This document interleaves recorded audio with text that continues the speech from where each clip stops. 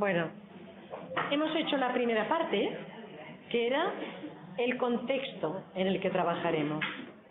Ahora vamos a la segunda parte, que es el cómo trabajaremos.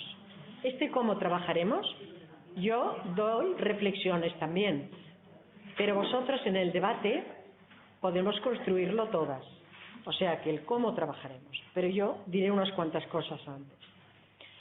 Primero, antes de empezar, ¿no? Decir, trabajaremos con una atención integral, porque esto sí que está asumido por todo el mundo, ¿no? Entonces, la atención integral e integrada. Integral quiere decir que esa atención vendrá desde diferentes sitios y diferentes visibilidades.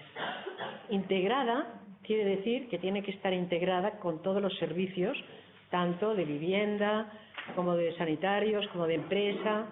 O sea, lo de parcelar solamente desde una consejería, eso ya no se hará en el futuro. Ahora todavía se hace, porque es una de las cosas que tiene más resistencias.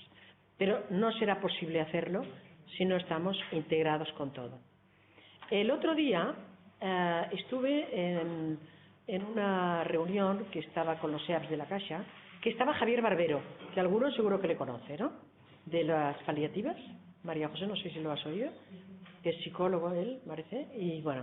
Y entonces habló sobre el tema de la atención integral.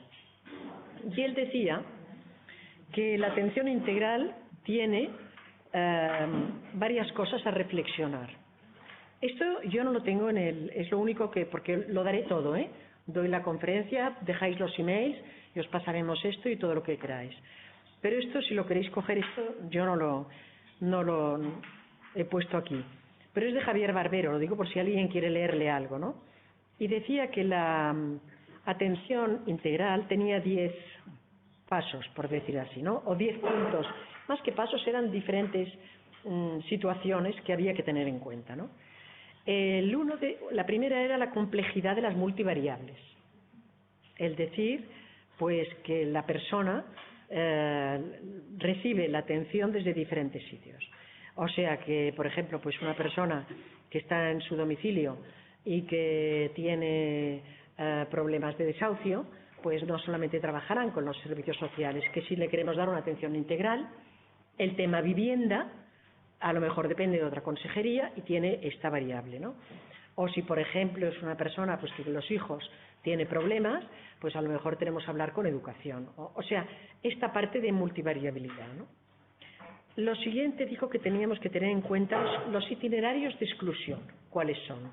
Cuando tenemos un problema delante, siempre hay un itinerario de exclusión.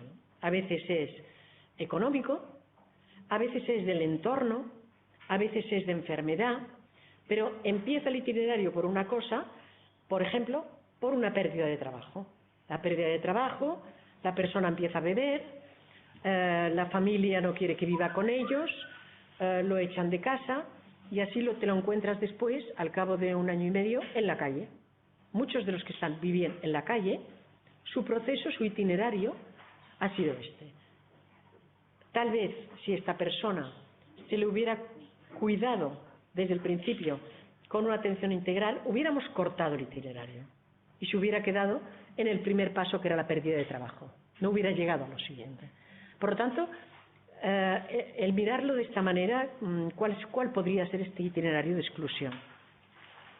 La tercera cosa ya hemos hablado, que es la toma de decisiones, que lo hemos comentado antes y la volveremos a seguir comentando.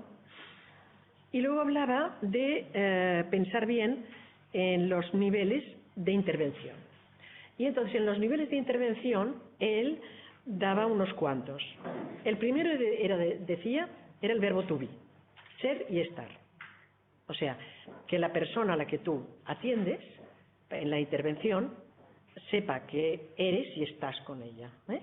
O sea, que esto es importante, ¿no? La segunda era acoger y aceptar. O sea, no basta con ser y estar, sino que también necesitamos acoger y aceptar. ¿Por qué? Porque la tolerancia que hemos dicho a las diferencias se trasluce en la acogida que damos y y en esta aceptación de cómo es el otro, sin juzgarle el cómo es, porque nosotros lo sabemos, el por qué le ha venido o qué es lo que le ha pasado, ¿no? La siguiente cosa es sostener. Y sostener lo dice antes que acompañar. O sea, supongo que pensando en esta parte que decimos, o sea, del itinerario. Si nosotros hacemos este sostener antes y cortamos el itinerario, lo acompañaremos mejor. Por lo tanto, él lo pone antes. Es que me pareció muy interesante esto, ¿eh? Y luego dice acompañar, que de esto hablaremos más después. Y la última que me hizo mucha gracia es empatizar. Y empatizar decía, no es ser muy amable y ser simpático y tal, sino el cómo te presentas para todo este tema de acogida, de decir puedo contar con él, ¿eh? O sea, un empatizar un poco diferente de lo que entendemos por empatizar. Después de estos niveles de intervención, él hablaba de la parte antropológica de la persona. Pues la culturalidad que tiene, no es lo mismo si estamos haciendo una intervención a una persona de estas 72 lenguas que no a una persona que viene del barrio de al lado, ¿eh? O que tiene un nivel, por ejemplo, de preparación que una persona que no tiene ningún tipo de formación, ¿no? O sea que esto...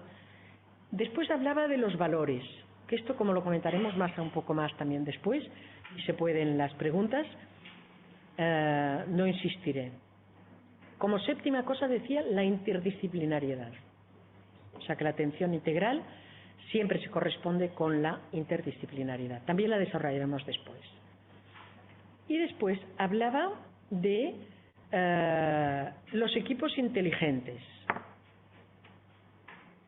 Él decía, esto también lo dice Xavi Gómez, o sea, ¿qué le pides a un equipo?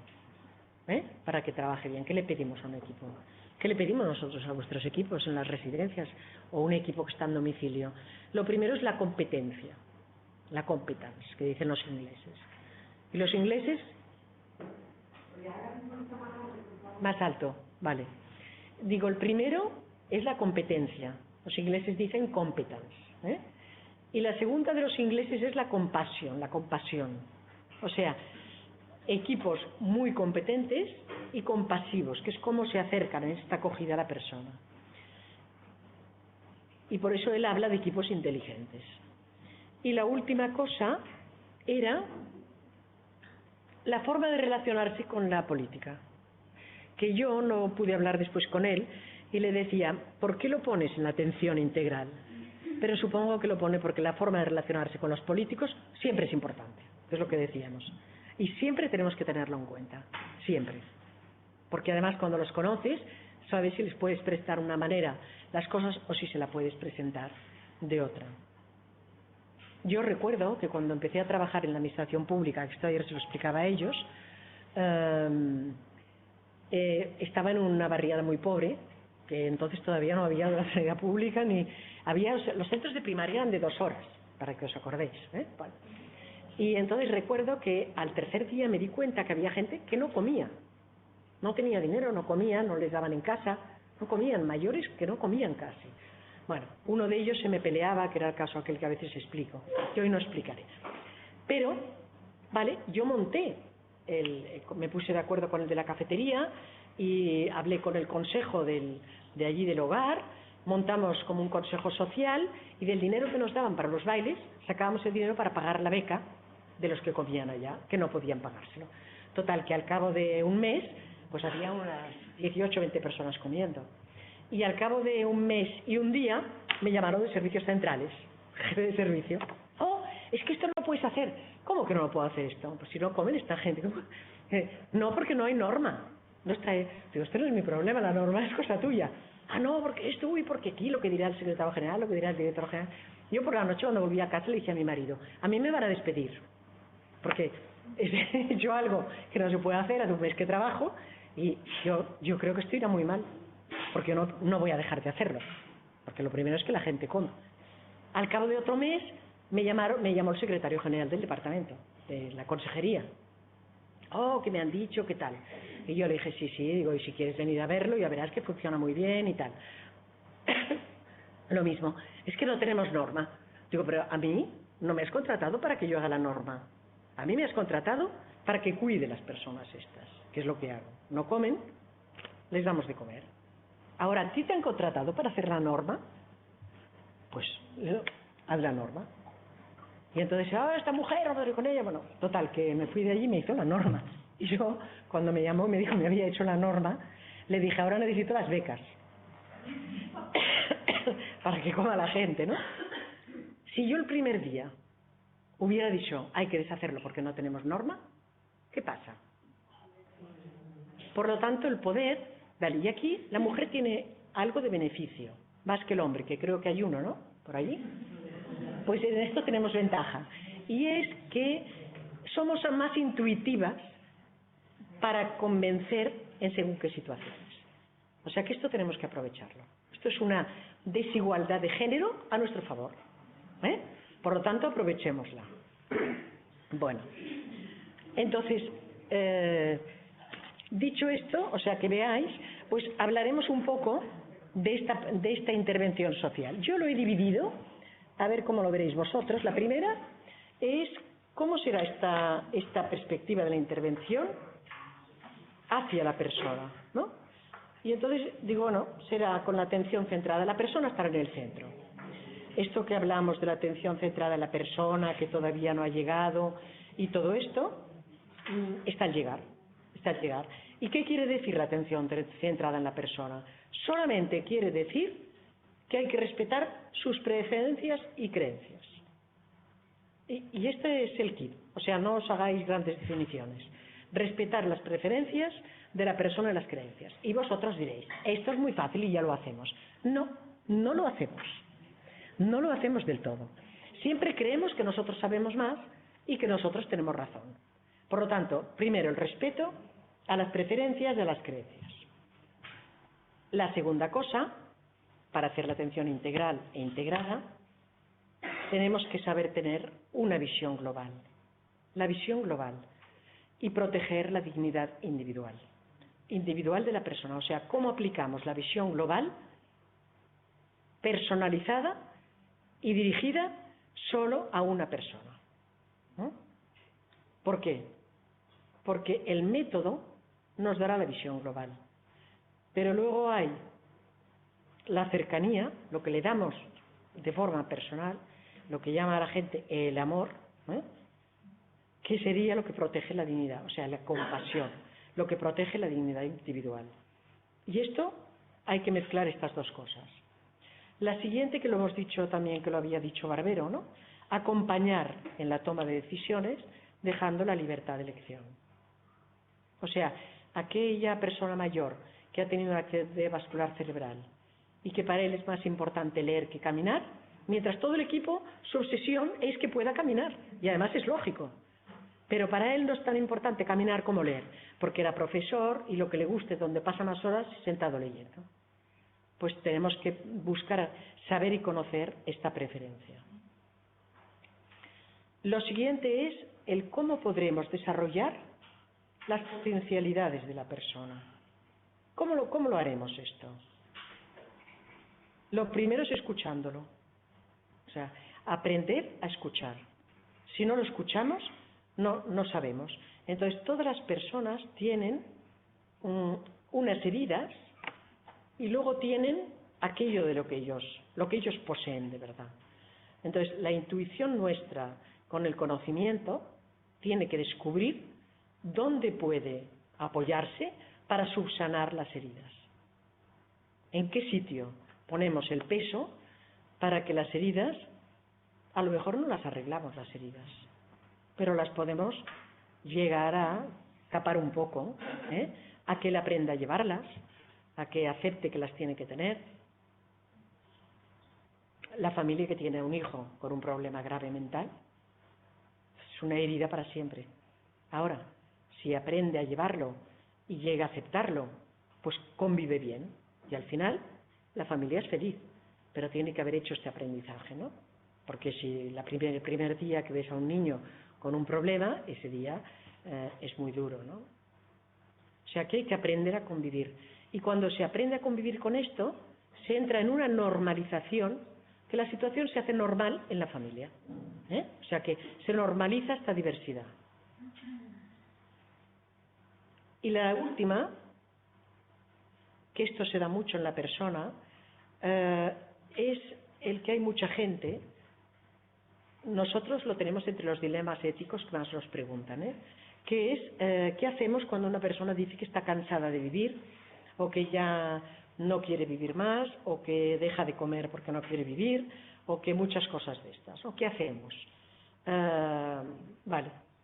Y entonces esto a los 40 años también pasa. Hemos tenido un caso en uno de nuestros centros de discapacitados de un ELA que solamente movía los párpados. Con los párpados tenía un ordenador delante y escribía.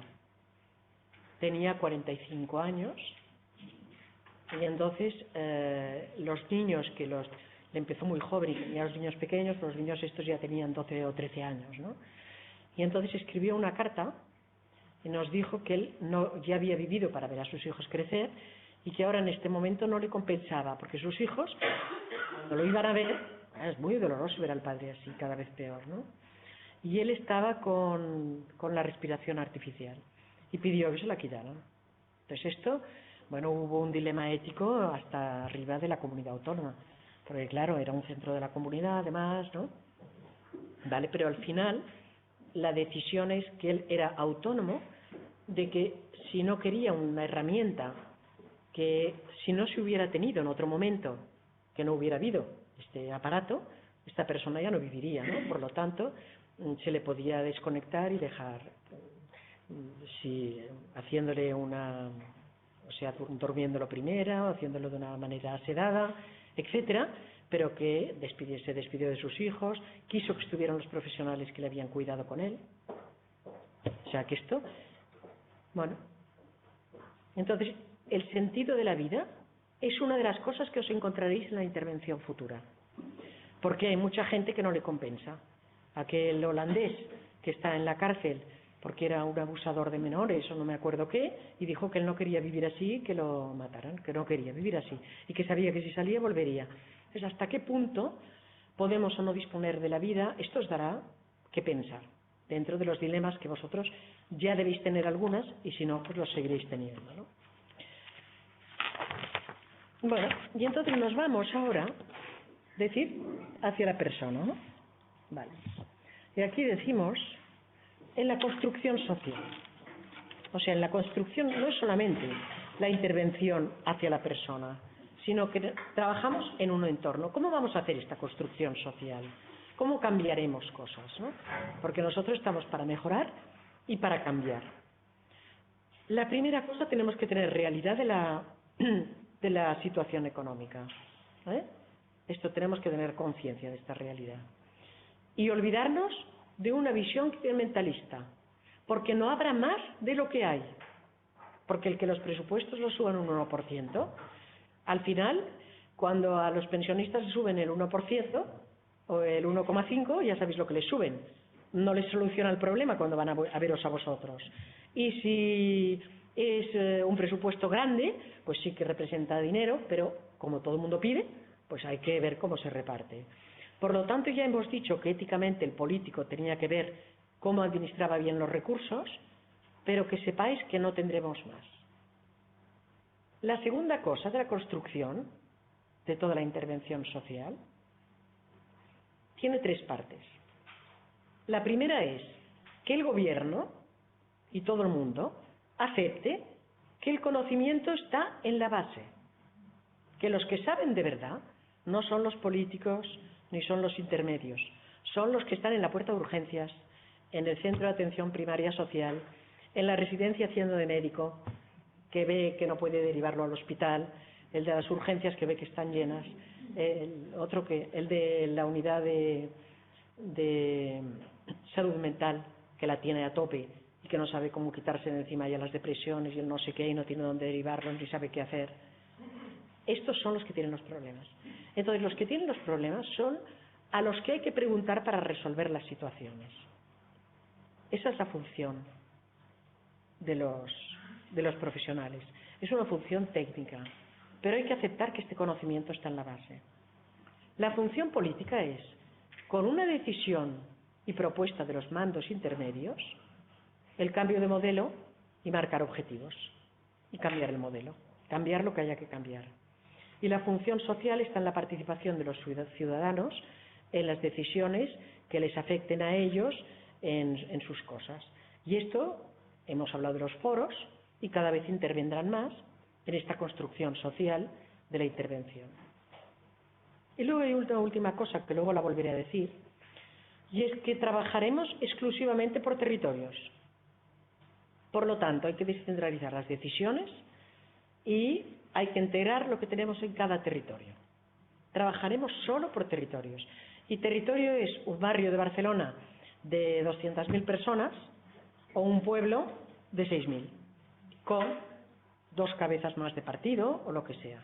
Pero eso se juntará con un núcleo de población. Y si allá tenemos 2 psicólogos que se han puesto por su cuenta y que lo hacen bien, a lo mejor hay que contratarlos en vez de montar un servicio que vale más dinero. Y esos psicólogos tendrán trabajo en aquella zona. O a lo mejor tenemos una asociación de Alzheimer que nos puede hacer todo lo que es pues, el trabajo con un centro de día o en un hogar para todo lo que es las nuevas metodologías de técnicas del Alzheimer con informática, y que es personas que lo hacen voluntariamente. O a lo mejor tenemos unos servicios muy buenos en la pública de algo que los podemos aprovechar y en cambio tenemos carencia de otro. Por lo tanto, saber todo lo que está a nuestra disposición y alcance, utilizar todo lo que tenemos en el territorio y los políticos descentralizar las decisiones para ese territorio. ¿Para esto qué necesitamos? Necesitamos el empowerment de los profesionales. Los profesionales tienen que mandar en el territorio. No puede ser que los manden desde arriba. No sé si estáis de acuerdo, pero vaya. Vale, pues esto es lo que hay que predicar por todos lados. O sea que en su casa tienen que ser ellos que digan. Y los políticos tienen otra función, que el otro día, en una conferencia nuestra, que cada año damos un premio a un extranjero, el Humanote Internacional, y vino Martin McKee.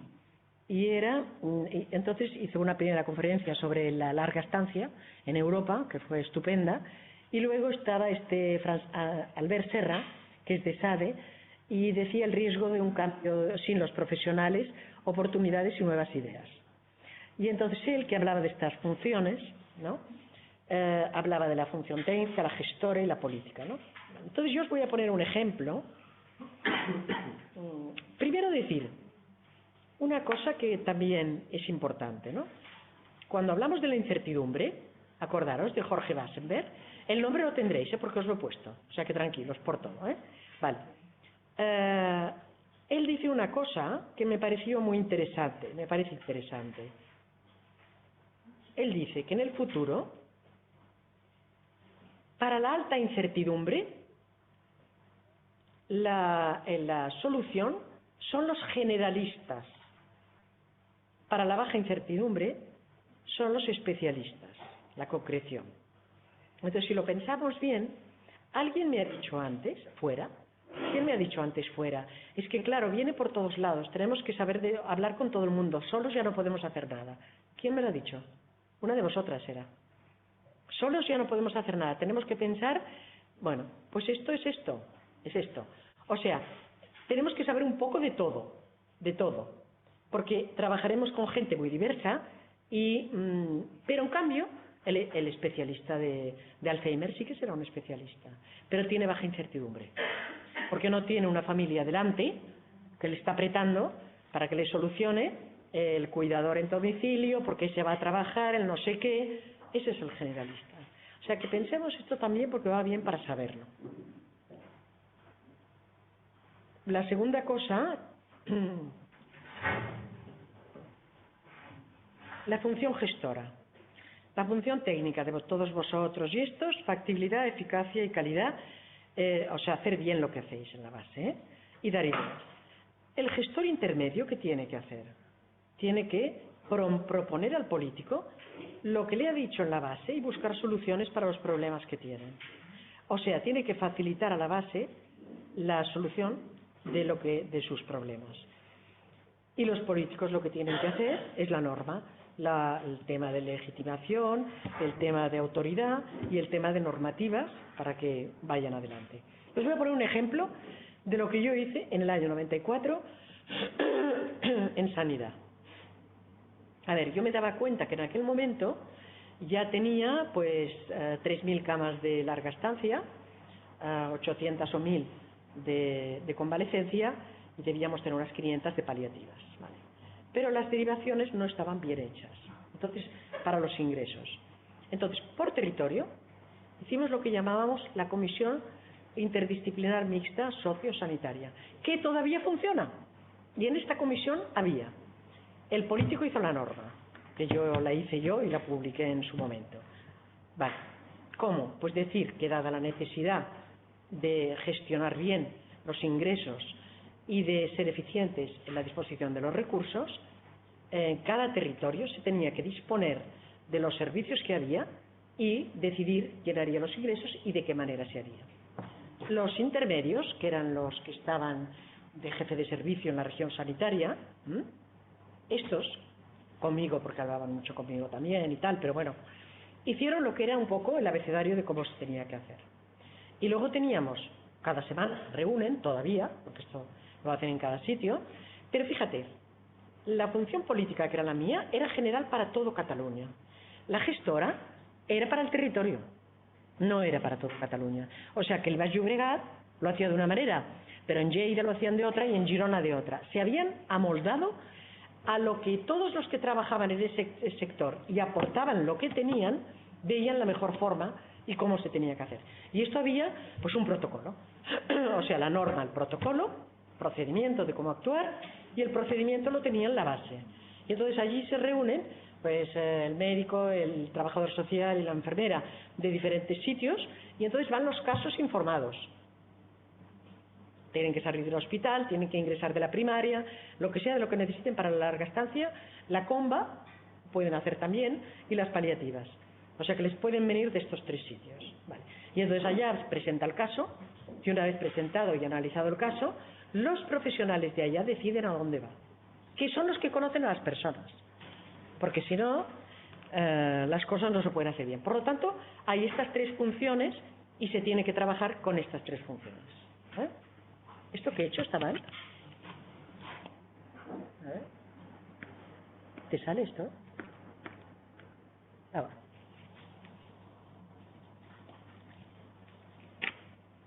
Bueno, y ahora llegamos al trabajo comunitario. ¿El trabajo será comunitario o no será? Por lo tanto, pensar en todo lo que haréis será comunitario. Lo más importante es el trabajo comunitario. Estéis donde estéis. Es igual que estéis en un centro. Es igual que estéis en una especializada de algo. Siempre haréis trabajo comunitario. Siempre, siempre. Porque es imposible que sea de otro modo. Por lo tanto, vamos a analizar un poquito también el porqué, pero el trabajo será comunitario. ¿Por qué? Porque hemos dicho una mirada global a la persona, la singularidad, recordar la dignidad individual y la complejidad de la persona. Por lo tanto, esto es lo que tenemos que mirar desde muchas visiones. Y para hacer esto, los profesionales también pueden venir de sitios diferentes. En algunos casos estarán dentro de ese equipo, pero en otros casos, a lo mejor tenéis un equipo que se reúne para tratarlo y que vienen de sitios diferentes. No hace falta que estén todos allá. Por lo tanto, y entonces aquí, en esta mirada global a la persona, hay varias cosas. La primera, el lenguaje. Somos diferentes a los animales porque hablamos, porque de lo demás a veces saben más que nosotros, o por lo menos lo parece. Pero nosotros hablamos y ellos no hablan. ¿Pero lo aprovechamos el lenguaje o no? Por lo tanto, tendríamos que tener un lenguaje común para la interdisciplinariedad, para hablar con las diferentes disciplinas, para todo lo que necesitamos. En un momento dado puede ser un arquitecto, para unas viviendas con servicios, que en vez de hacerlo solo, ideando lo que van a hacer para los mayores, hablen con los profesionales de la base y les pregunten, ¿qué necesitáis para estos mayores? ¿Cómo son? En vez de inventarlo, y luego, y entonces poner los enchufes altos, en vez de que se tengan que agachar, pequeñas cosas, ¿no? Por lo tanto, pero este arquitecto no lo tendréis con vosotros, vendrá de fuera. Por lo tanto, hay que ver cómo se puede hacer un lenguaje común en lo que vosotros hacéis. La segunda cosa es el pensador intruso, que es del Wassenberg, esto también, ¿no? Somos intrusos en las otras disciplinas. O sea, sabemos de lo nuestro, pero somos, en el fondo, nosotros creemos siempre que tenemos la razón. Pero tenemos otro con otra disciplina y nosotros estamos entrando de esa disciplina. O sea, en la enfermería, por ejemplo, y somos trabajadores sociales, o el médico está entrando en el servicio, en el tema social, ¿vale? Por lo tanto, tenemos que ser muy respetuosos porque entramos con los demás, o sea, nos metemos con ellos, ¿no? Entonces, ¿cómo hacemos para esto, no? Pues yo creo que el respeto con los demás es importante, ¿no? Porque trabajar de forma interdisciplinar no quiere decir pasarse el informe, ¿eh? No. Para eso no necesitamos más que leer. No necesitamos hablar. Si nos pasamos los informes no necesitamos hablar. Y yo digo que necesitamos hablar, que para eso es el lenguaje. Por lo tanto, el informe lo leemos y luego lo hablamos. ¿Verdad que la administración pública, cuando hace la lista de espera de una residencia, no conoce a la persona? ¿O sí que la conoce? Vale, tiene una lista de espera allá, en la cual tiene unos informes, pero no habla, no sabe cómo es la persona. Por lo tanto, nada de dar las plazas de residencia desde la administración. Las plazas de residencia se han de dar desde una comisión del sector, que son los que tienen que decidir quién tiene que ir a esa residencia. Esto que digo, subversivo, ¿no? Hoy, casi, ¿no? Pero los profesionales estáis de acuerdo, ¿verdad? Porque si no, o sea, hacemos trabajo interdisciplinar, vemos a la persona, la valoramos, tal, utilizamos el lenguaje además del informe, y cuando ya está todo hecho se va a la lista de espera, y entonces resulta que en la lista de espera lo ponen allá, ¿y qué? ¿Dónde está la atención centrada en la persona que predica la administración si no la conoce? Ahora, pues esto se puede cambiar, pero hay que lucharlo. Lo podréis cambiar, pero tenéis que exigir el empowerment a los profesionales de la base con las herramientas que las tengan ellos. Porque si no, lo único que hacen es el papel para vivienda, el papel para la residencia, el papel para no sé qué, ¿o no? Se ha acabado lo del papel. Lo que tiene que verse es a la persona en un todo, y entonces ver cómo se trabaja pues con los de vivienda, ver cómo se trabaja con los de los servicios centrales y que les dejen las residencias en la base y que pongan las normas de cómo hacerlo. Pero lo demás tiene que ser decisión del que está abajo. Porque si una persona está en el domicilio y no puede estar, pues a lo mejor habrá que darle de urgencia a una plaza durante unos meses mientras se decide lo que se hace. ¿Verdad? Yo hace poco tuve un caso, una persona que entró por la vía de urgencia de servicios sociales del Ayuntamiento de Barcelona en una residencia. Y entonces cuando me llegó el cambio de la plaza de urgencia, que es para un mes o 2 meses, para la plaza de la administración pública, se fue a la lista de espera. Y en la lista de espera, entonces iban por orden. Y entonces a ella le tocaba una residencia en la otra punta. Y yo digo, una persona de 92 años, que ya está un poco que se confunde, la sacamos de allá cuando ya está asimilada y amoldada. Y la ponemos en una residencia que no sabemos ni dónde está.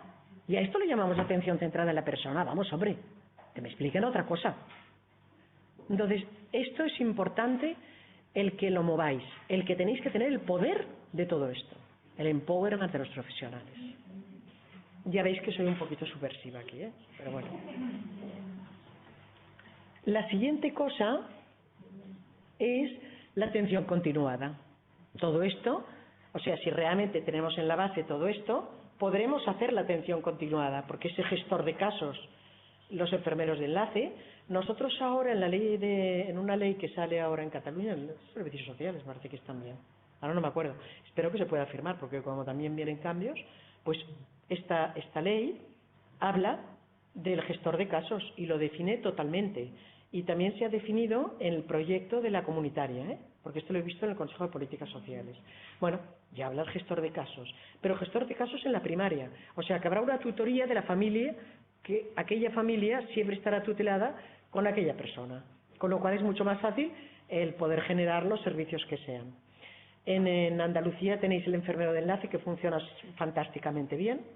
Nosotros tenemos las tutorías, las personas también funcionan.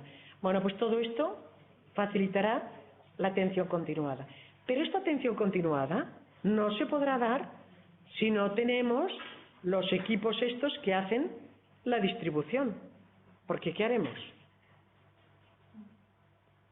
Y la siguiente cosa de la interdisciplinaridad es que tenemos que tener método, hemos de ser serios. Y para esto se tiene que hacer una evaluación continuada del trabajo. Hay que saber si trabajamos bien. O sea, la calidad viene porque se trabaja bien, y esto se tiene que poder medir. Yo en el año 94 hice los primeros diseños de calidad del sociosanitario y analicé todo el sector, que eran en su momento 5.000 camas, y el grado de cumplimiento no llegaba al 50%. Pero el sector a los 2 años me pidió hacer otro estudio subiendo los niveles del estándar. Hicimos el estudio y el grado medio de calidad era del 85%. O sea, en el momento que tú aplicas un criterio de calidad, generas calidad y automáticamente ya se mejora. O sea que el método es importante. Aunque yo diga lo de la intuición, el método. El método a un lado, la intuición al otro. Y las dos cosas juntas. Yo no creo en las cosas si no se evalúan continuadamente y si no se mide lo que se tiene que hacer. Entonces esto, en mi casa por ahí he perseguido mucho, ¿verdad? Pero ahora ya todo el mundo está acostumbrado. Al principio era un susto, pero también era un susto cuando lo hacía desde la administración. Pero ahora pasáis las normas de calidad y todo lo que haga falta y esto y qué. Cada mes les enviamos desde servicios centrales los indicadores de calidad, que no se los pedimos porque todo está informatizado en nuestra casa, y les enviamos cómo han cumplido los indicadores de calidad. ¿Sí o no? Para que ellos lo estudien y lo mejoren. O sea que las ayudas les tienen que venir en el trabajo que les tiene que hacer el de arriba, para que ellos puedan procesada la información, puedan trabajar mejor. Pero el trabajo no lo tienen que hacer ellos, lo tenemos que facilitar desde arriba. Esto me ha costado mucho que lo entendieran en mi organización, La primera vez, en el año 99, que dije que informatizaba el sistema asistencial, el consejero delegado me dijo que ¿por qué? Y yo le dije, ¿por qué me preguntas por qué? Yo no te he preguntado por qué informatizas la tesorería. ¿Por qué informatizas la tesorería? Pues por lo mismo informatizo yo. O sea que esto hay que tenerlo muy claro. Ahora ya va vía web. En aquel momento iba con disquete, ¿te acuerdas? Ahora ya no. Ahora va todo en tiempo real. O sea que esto ha sido la mejora final. Pero ¿qué pasa? Que como está todo informatizado y no hay que pedir nada a los profesionales, las cargas de trabajo las podemos analizar desde servicios centrales y derivar analizadas las cargas de trabajo que tienen por planta, por ejemplo. Y ellos pueden administrar los recursos mejor si en una planta tienen más carga de trabajo que en otra. Pueden decir, pues aquí ponemos más auxiliares, o más enfermería, o más que quieran. Y además, no hace falta que se lo digamos nosotros. Se reúnen los profesionales con la directora y de forma interdisciplinar deciden y programan lo que quieren hacer. Con lo cual nosotros ya no tenemos que mandar.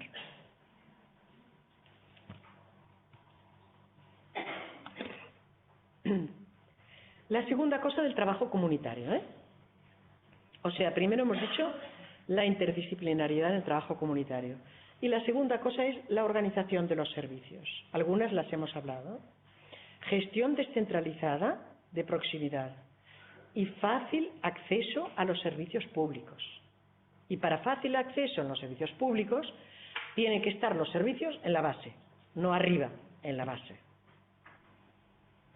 Segunda cosa, los que estáis en la base tenéis que hacer integración y alianzas para la compra de servicios por territorios y con conocimiento de las personas. Que conozcáis a las personas, que podáis escucharlas para saber qué vais a hacer con ellas. Escuchar a las personas. La tercera cosa sería la coordinación interdepartamental, porque cuando vosotros hacéis el papel para que le den una ayuda de vivienda, ¿qué coordinación tenéis con el departamento que lleva vivienda? O cuando hacéis una coordinación con enseñanza para que les den una plaza en lo que sea, o unas colonias de verano, o no sé cómo va esto, ¿no? Lo que sea, ¿qué tipo de coordinación? O sea, la coordinación está en el territorio para cada cosa. En el momento en que esta coordinación fuera buena para optimizar servicios, la Administración planificar, comprar y evaluar, y el sector privado informal, de asociaciones, de privada, no digo que no haya algo público, algo público siempre tiene que haber, pero lo demás, ¿por qué? Porque el gestor privado siempre intentará innovar más, para ver cómo puede hacerlo mejor, para ver cómo puede conseguir otro servicio, para ver de qué manera. Y la pública a veces no tiene la posibilidad de hacer esto, porque las normas los tienen muy cogidos. Pues es más difícil hacerlo. Pero fijaros bien, coordinación para optimizar los recursos, la administración para planificar, comprar y los profesionales de la base, accesibilidad. Y son los que tienen que decirle además al que compra, este me lo hace bien porque lo conocen y este no me lo hace bien, no le compres. Claro.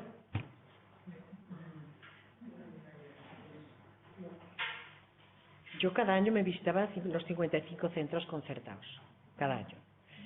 Y bueno, yo hacía el repaso, hablaba con el director médico y con el gerente del sitio que hubiera y con los equipos de profesionales, si estaban contentos, si no estaban contentos, qué problemas tenían, qué problemas no tenían. Bueno, para todo, antes de comprar, primero hablaba con ellos. Y tenía un gerente que siempre lo explico, que era muy gracioso, porque como lo miraba todo, miraba las cocinas, todo, decía, hoy he limpiado la cocina, digo, bravo, no tienes que limpiar la cocina porque vengo yo. Y claro, cada día tiene que estar la cocina perfecta. O sea, la gente tiene que entender que el trabajo tiene que estar bien hecho cada día. Pero si tú te acercas y en vez de ir de intruso, vas de colaborador, es más fácil que él se acostumbre a tener las cosas bien. O sea, el hablar con ellos no es un inspeccionar negativo, es un conocer positivo. ¿Cómo os podemos ayudar este año? ¿Qué necesitáis este año? Pues mira, esto no te lo voy a poder dar, pero esto sí que te lo puedo dar. Aquí, ¿cómo te relacionas con este? Bueno, pues si a este le decimos que no sé qué, o sea, ¿de qué manera podemos facilitar el trabajo? Y en los equipos interdisciplinares, uno de los papeles de cada profesional es facilitar el trabajo del de al lado también. O sea, tenemos que buscar siempre el facilitar el trabajo del de al lado, porque es la forma de funcionar mejor.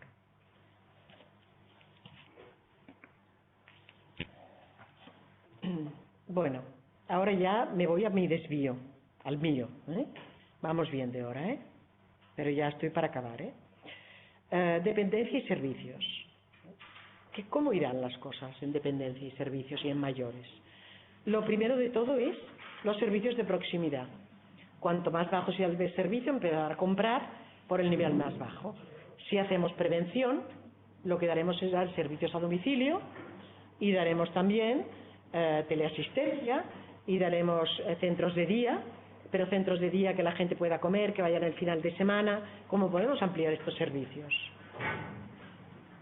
Si compramos bien, igual podemos contratar para finales de semana alguno que de forma particular dé un servicio de apoyo para algo, o un trabajador social que se le pueda comprar algo de forma individual. O sea, pensemos en que para dar trabajo también tenemos que comprar servicios externos. No todo tiene que funcionar de la misma manera, sino que a lo mejor tenemos que repartir un poco. ¿Y de qué manera se puede repartir mejor? La segunda cosa, coordinación entre sanidad, servicios sociales y niveles asistenciales, que esto lo repetimos incansablemente y nunca lo conseguimos del todo. Ya he hablado de la prevención dentro de un territorio, pero la convalecencia soluciona muchos problemas, la media estancia. O sea, si tú tienes la posibilidad de salir de un hospital a los 3 días, pero va a un centro de convalecencia un mes, entre 30 y 60 días, y sabemos que esa plaza luego queda vacía para otro, porque va a domicilio, o va a una larga estancia, o va a una residencia, tiene 60 días para gestionar el servicio, en vez de que la trabajadora social está ahogada porque no sabe qué hacer mañana con él porque se lo sabe. Por lo tanto, el tema de desarrollo de convalecencia y rehabilitación activa para que en esos 60 días salgan mejor, y a lo mejor no hace falta darle la residencia, sino que puede pasar con un servicio a domicilio y 2 días de centro de día a la semana. ¿Por qué? Porque en el centro de día no hace falta que vaya cada día. Si le hacemos una rehabilitación y un apoyo a la familia, a lo mejor en vez de trasladarse cada día, que es más trabajoso, va 2 días, con lo cual el centro de día con 20 camas se aprovecha para 60 personas. Unos van 2 días, otros van 2 días, y otro, después de la convalecencia, pasa 1 día a la semana hasta que ya está bien del todo. O sea, pensemos cómo se pueden organizar estos servicios así. Y siempre buscando el confort, ¿eh? Cuanto más cerca está de su casa, más confort. Yo quiero estar en casa. Y cuando yo entré a trabajar en SAR, le dije al presidente, mira, tenemos que conseguir 185 días de media. ¡Ay! Se asustó porque debía pensar que había que ir a los centros todo el día. 185 días de media. ¿Por qué? Porque son 3 meses. Quiere decir que habrá el que se quedará 3 años, pero habrá el que estará 20 días porque es una persona en fase avanzada, de final de vida, o una convalecencia, o lo que sea. ¿Qué media tienes? ¿Rotas mucho o no? Tenemos algunos centros que tienen... Tenemos algunos de menos de 180 días, pero tenemos algunos de 200. Entonces, ¿qué? Si a nosotros nos dicen que nos dan servicios de proximidad, pero que cuando estemos mal y no nos puedan cuidar en casa, los últimos 3 meses nos cuidarán mejor en una residencia con los servicios adecuados, ¿qué diremos? Que sí, no damos trabajo a los hijos, estamos mejor cuidados y sabemos que nuestro tiempo no será tan largo, porque lo que no queremos es ir a pasar los años. Esto es lo que nos viene, ¿eh? Y bueno, ya he hablado de los servicios de larga estancia, ¿eh? Aquí ya estoy. Entonces ahora hago esto, lo que viene, ¿no? ¿Por qué hablamos de prevención? Porque, fijaros, sobre el total de la población general, lo que sería el 80% de la población, solo con un buen diagnóstico y un control de la prevención, esto no es mío, es del Kaiser, ¿eh? O sea, es del Kaiser americano y está publicado en todos los sitios, ¿eh? El 80% de la población tenemos que anticiparnos a la incertidumbre de cómo vivirán hasta el final de vida, avanzarnos. Cuando tenemos una familia con riesgo, anticiparnos también, porque seguro que ese 80% lo podemos solucionar antes, con una buena anticipación de su incertidumbre. Crónicos de riesgo, un 15%. ¿Qué tenemos que hacer con estos? Pues si en el otro hemos hecho las asociaciones que hacen ahora de pacientes expertos. ¿No lo hacéis aquí, lo de paciente experto? Sí. Bueno, pues el paciente experto. Y a estos pacientes expertos les enseñamos cómo cuidarse. Les explicamos, ¿vale? Los de riesgo. Les ponemos los servicios sanitarios a domicilio, bien puestos, les damos los servicios sociales, los controlamos, la tutora de base, el trabajador social de primaria y la trabajadora social si está en sanidad, entre las dos lo pueden hacer y ahí cuidamos.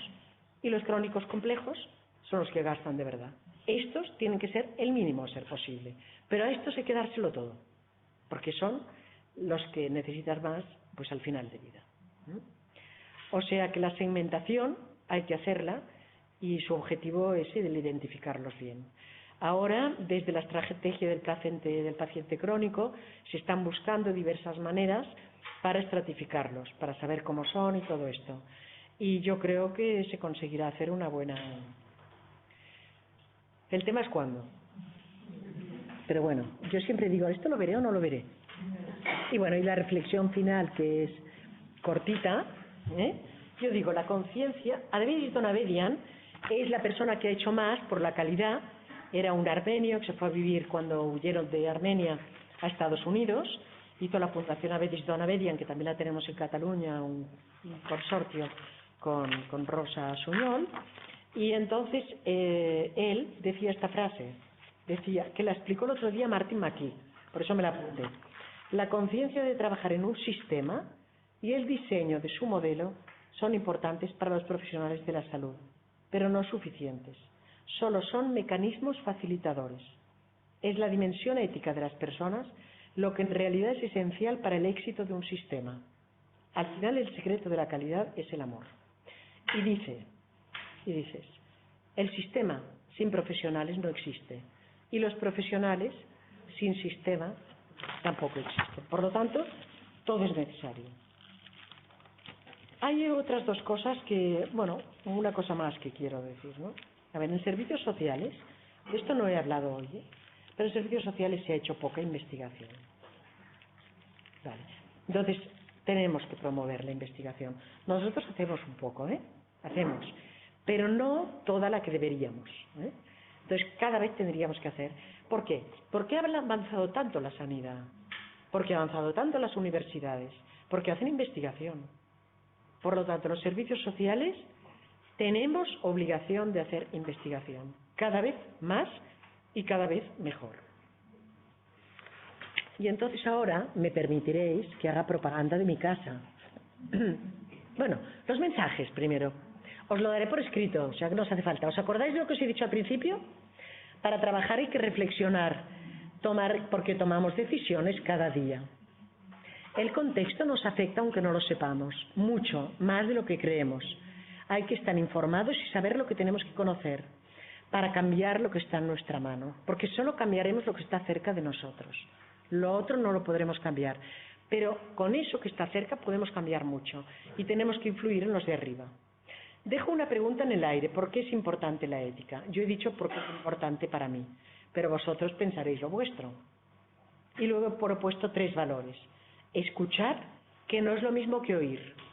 Escuchar es un acto activo, ponerse al servicio de alguien. Acompañar y no decidir por el otro. Acompañar y dejarle decidir libremente. Y compartir con otros profesionales y otros equipos aquello que sabemos con un lenguaje común para que puedan ellos trabajar bien con las personas que cuidamos. Y ahora sí, ahora os hago la propaganda. Pero ustedes se ríe. Solo traigo 2. Nuestra compañía, estamos en todo esto que veis aquí. ¿Qué queremos? Queremos ser un referente en innovación genética, queremos garantizar la continuidad asistencial de las personas, queremos tener una presencia en todas las comunidades autónomas, queremos conseguir una empresa comprometida y queremos sinergias y partenariados con todos los que estén en un territorio. Esto es lo que queremos. Y lo hacemos con todos estos servicios que os pongo aquí, para que los veáis. La persona para nosotros siempre está en el centro, para nosotros es importante. Tenemos en este momento 11.000 camas, más de 135 servicios, cuidamos al año más de 200.000 personas, cada día en domicilio unas 20.000. Y lo hacemos, ¿por qué? ¿Cómo lo hacemos? Lo hacemos porque tenemos unos profesionales de bandera, porque si no, no haríamos nada, así de claro. O sea, la suerte que tenemos nosotros, que esto se lo digo yo siempre a los presidentes y a los consejeros delegados, es, tenemos unos profesionales que no sabemos lo que tenemos. O sea que gracias a ellos creo que las cosas las hacemos muy bien. Muchas gracias por escucharme.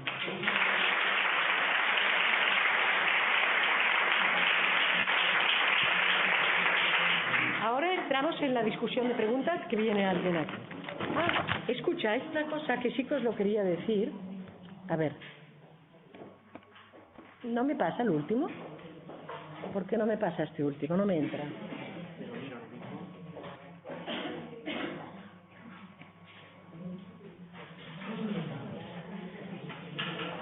La bibliografía. Fijaros bien. A ver, he hecho una cosa diferente en bibliografía. En vez de echaros los rollos de 1000 personas, os digo, los informes, hombre, estaría bien los informes de la pobreza, de vuestra comunidad y el de España, el informe sobre el tema de inmigración, los de la Unión Europea. Con esto ya os informáis. Yo os recomiendo Primero os recomiendo a Jorge, lo tendréis aquí, Jorge Basiensberg. Se han dejado una S, detrás de la N va una S. No sé si se puede corregir o no. Vale. Entonces, ¿por qué recomiendo a esta persona? Es que es físico y que ha hecho los museos de la ciencia. Porque los libros son muy fáciles de leer. Yo he puesto de si la naturaleza es la respuesta, cuál es la pregunta, y otros 500 pensamientos sobre la incertidumbre. Es un librillo pequeño y os dará ideas para reflexionar. Y tiene otro que ahora no me acuerdo del nombre, que también está muy bien y que yo también lo he leído. Bueno, tiene publicados 20 libros, informes, conferencias, es súper interesante. Luego, a mí me gustan las memorias de Adriano. Me parece que ayudan a pensar. No sé si las habéis leído. Y aquí se han dejado una R. Yourcenar. Después, Francesc Turralba tiene un libro que es El arte de saber escuchar. Y el saber escuchar es un arte. Y tiene publicados 70 libros. El primer libro de la antropología del cuidado, es la primero que lo hizo. Es catedrático de ética de la cátedra Ethos de la universidad y es el presidente de nuestro comité de empresa. O sea que, por eso, también tiene un libro sobre el sentido de la vida, tiene 70 libros, pero muy fáciles de leer. Entonces yo también lo recomiendo. Luego recomiendo a Rojas Marcos, que también es muy fácil de leer, y que el último que le he leído es todo lo que he aprendido, 303 ideas para una vida mejor. Se lee muy fácil, pero te hace pensar sobre tu vida para vivir mejor. Y esto te ayuda de cara a trabajar con los demás. Y el último que he puesto es Un nuevo mundo feliz de Ulrich Beck, que supongo que alguna ya lo ha debido leer, pero que es súper interesante y que habla de todo esto del nuevo trabajo, de todo esto. O sea que ahí os queda para vosotros, para que podáis divertiros pensando. Pensar y divertirse, que si no nos divertimos no hay nada importante. Bueno, pues ahora sí que ya estoy. No sé si tú esto me lo cierras o qué. ¿Y ahora te dejo el sitio aquí o cómo lo quieres hacer? No, tú te quedas aquí para debatir, ¿no? Sí.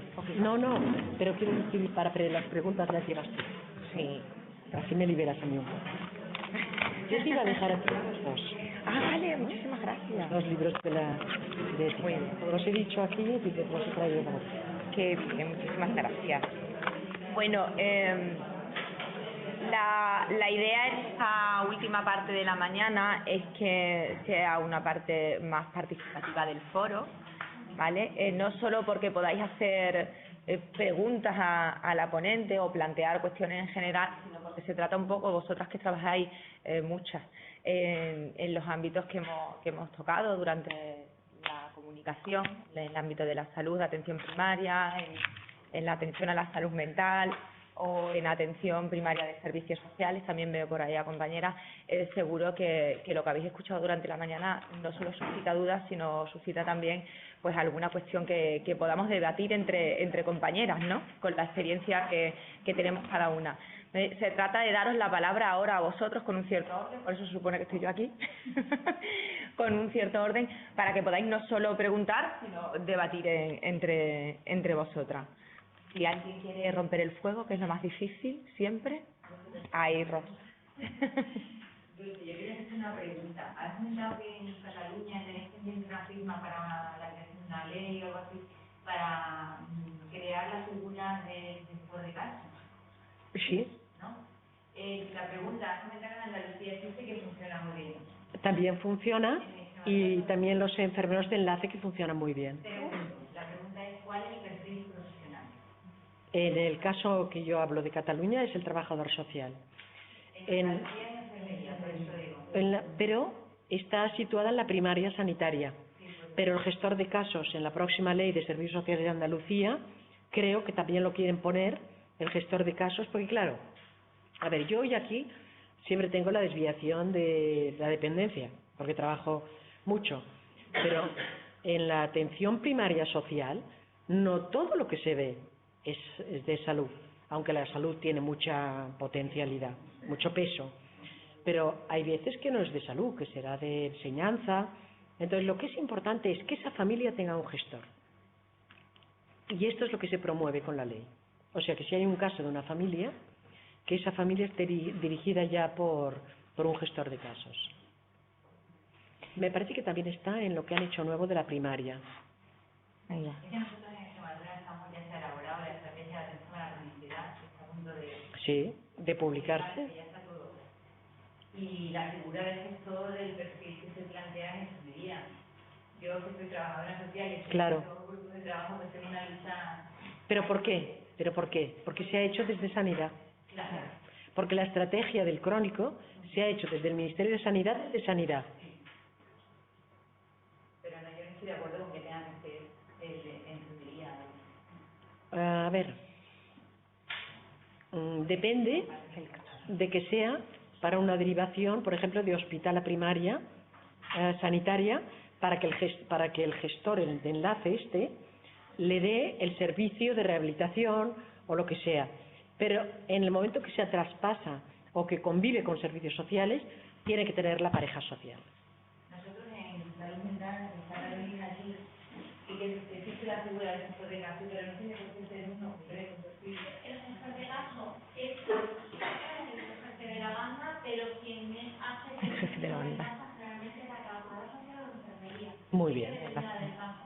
Pero sí, estas dos figuras, el gestor de caso, porque están para un mental y la autoridad está en el clínico, que puede ser psiquiatra o psicólogo, pero la persona de referencia luego está en la persona más cercana a la enfermería para la salud mental grave, con una dependencia importante, otra funciona el resto de los funcionarios.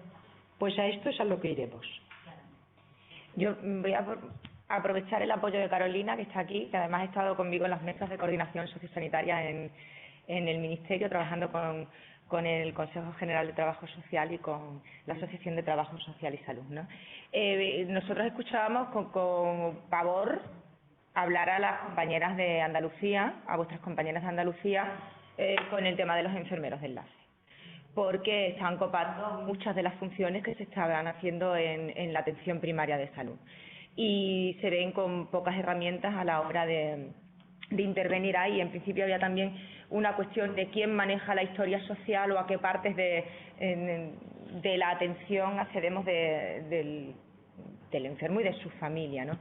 Sin embargo, cuando hemos estado trabajando las estrategias de coordinación sociosanitaria, corrígeme Carolina, el perfil, claro, nosotros hicimos nuestras aportaciones como trabajadores sociales, porque evidentemente nuestra idea o el concepto del tutor de caso, gestor de caso, en cada comunidad autónoma sabéis que lo denominan de una manera diferente, no concretaba tanto el perfil porque la idea era que hiciera de enlace aquella figura que nosotros centrábamos mucho en el trabajo social, porque podía ser el trabajador social de atención primaria de salud, de servicios sociales de base o de la especializada en hospital, pero en todo caso quien tuviera una mayor relación con el enfermo y con la familia y quien pudiera por proximidad o por capacidad o por la carga asistencial que tuviera con el paciente llevar mayor continuidad en ese caso. La figura se ha ampliado mucho y de hecho tuvimos nuestras discusiones ahí y se amplía pero respetando mucho también la base de las carreras humanas en la intervención y en la gestión del caso. Pero más o menos por ahí van los tiros con la coordinación sociosanitaria que estábamos trabajando en el Ministerio, que dan aportaciones de otras profesiones, claro. Nosotros os contamos más o menos por dónde han ido las nuestras. Pero sí es verdad que centrarlo solo en el ámbito de la enfermería, cuando a lo mejor la mayor carga de cuidado en una intervención puede ser social, es un error.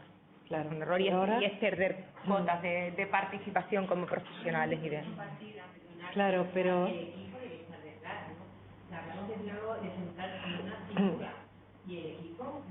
No, el equipo se plantea como una comisión técnica que valora la intervención y es el diseño de la intervención, ¿vale?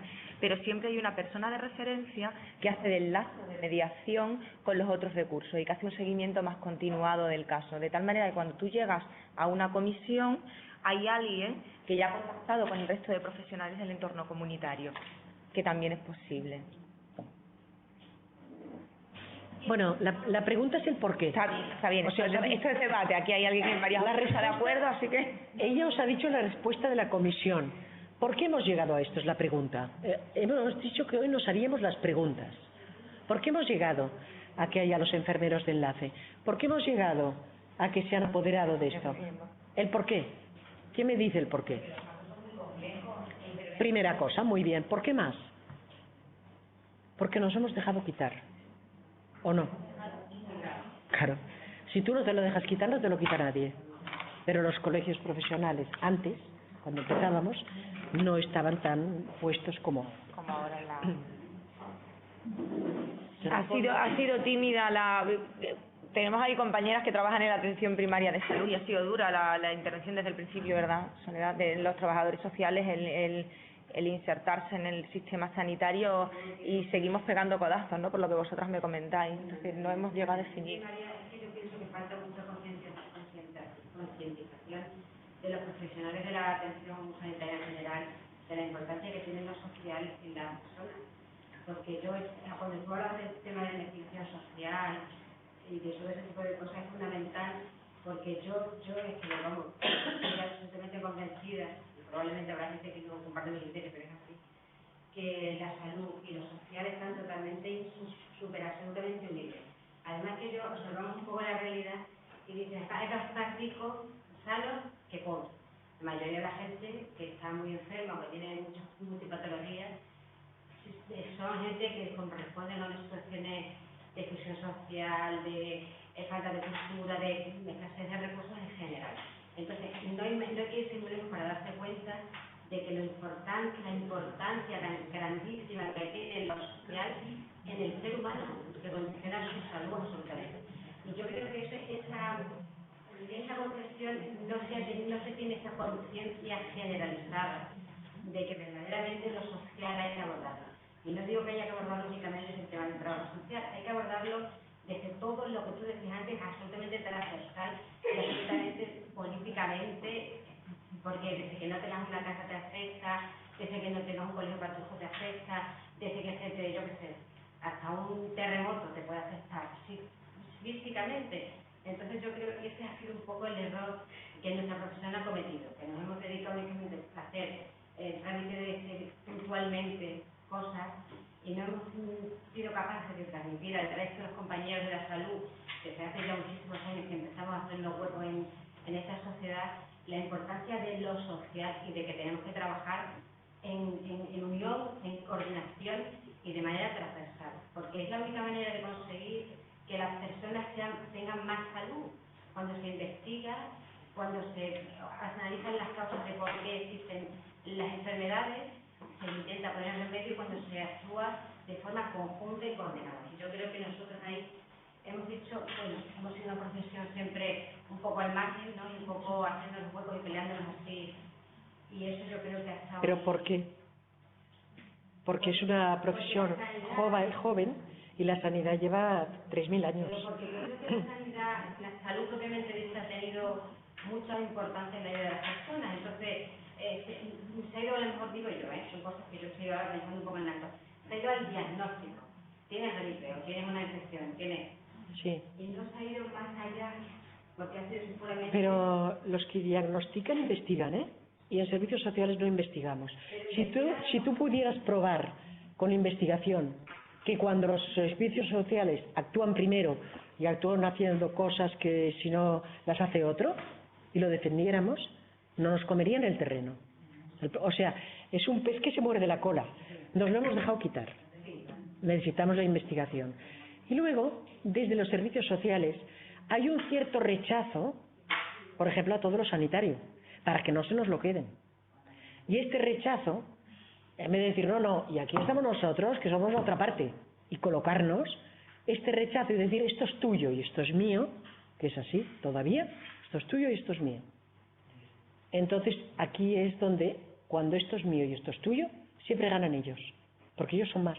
No, y la salud tiene más, la sanidad tiene mucha fuerza, porque es la parte vulnerable. Porque llevan 3.000 años, saben más, son muy profesionales, han hecho investigación, y los servicios sociales, a ver, hasta ahora no era un pilar del estado de bienestar. Nosotros sí. Es que esto es nuevo. Posicionarnos. Me da mucho que pensar, la verdad es que podríamos estar con esto. Hay algo curioso, ¿no? Y es que cuando se desarrolla la CIF, Sí. la CIF, el único eje que queda por desarrollar es precisamente el del ámbito de lo social. Yo no sé si es un problema de los trabajadores sociales de no haber hecho el esfuerzo de intervenir ahí para sistematizar y clasificar los estados de salud, pero resulta que los estados de salud están todos muy definidos en la CIF, menos el cuarto eje, que es el de lo social, ¿no? Y siempre estamos ahí. Cuando yo hice la primera informatización nuestra, asistencial, lo que más me costó era afinar el tema social.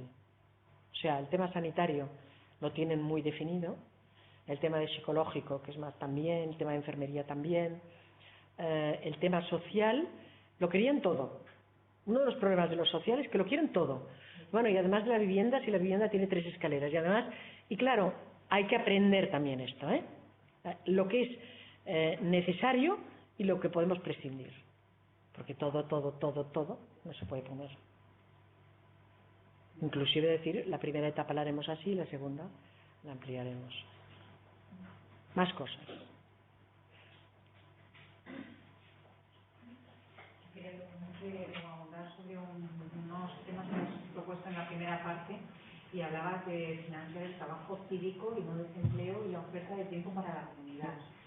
¿Estas son formas que ya en España se han realizado en algún sitio? ¿Cómo? Empiezan a haber pruebas piloto, por ejemplo, en el trabajo cívico, una de las cosas que se están haciendo ya en algún barrio es la aportación de. Lo que pasa es que allá lo que no se hace es lo que a mí me gustaría es el que cobra un subsidio dignificarlo con el trabajo cívico. Esto no se hace. Lo que sí se hace es gente o jubilada o que no tiene trabajo, no sé si cobra o no el subsidio, pero ellos, por ejemplo, cuando los niños salen del colegio, hacen grupos para que las madres, si llegan más tarde, hagan los deberes en un centro cívico y los ayudan y están allá con ellos, por ejemplo.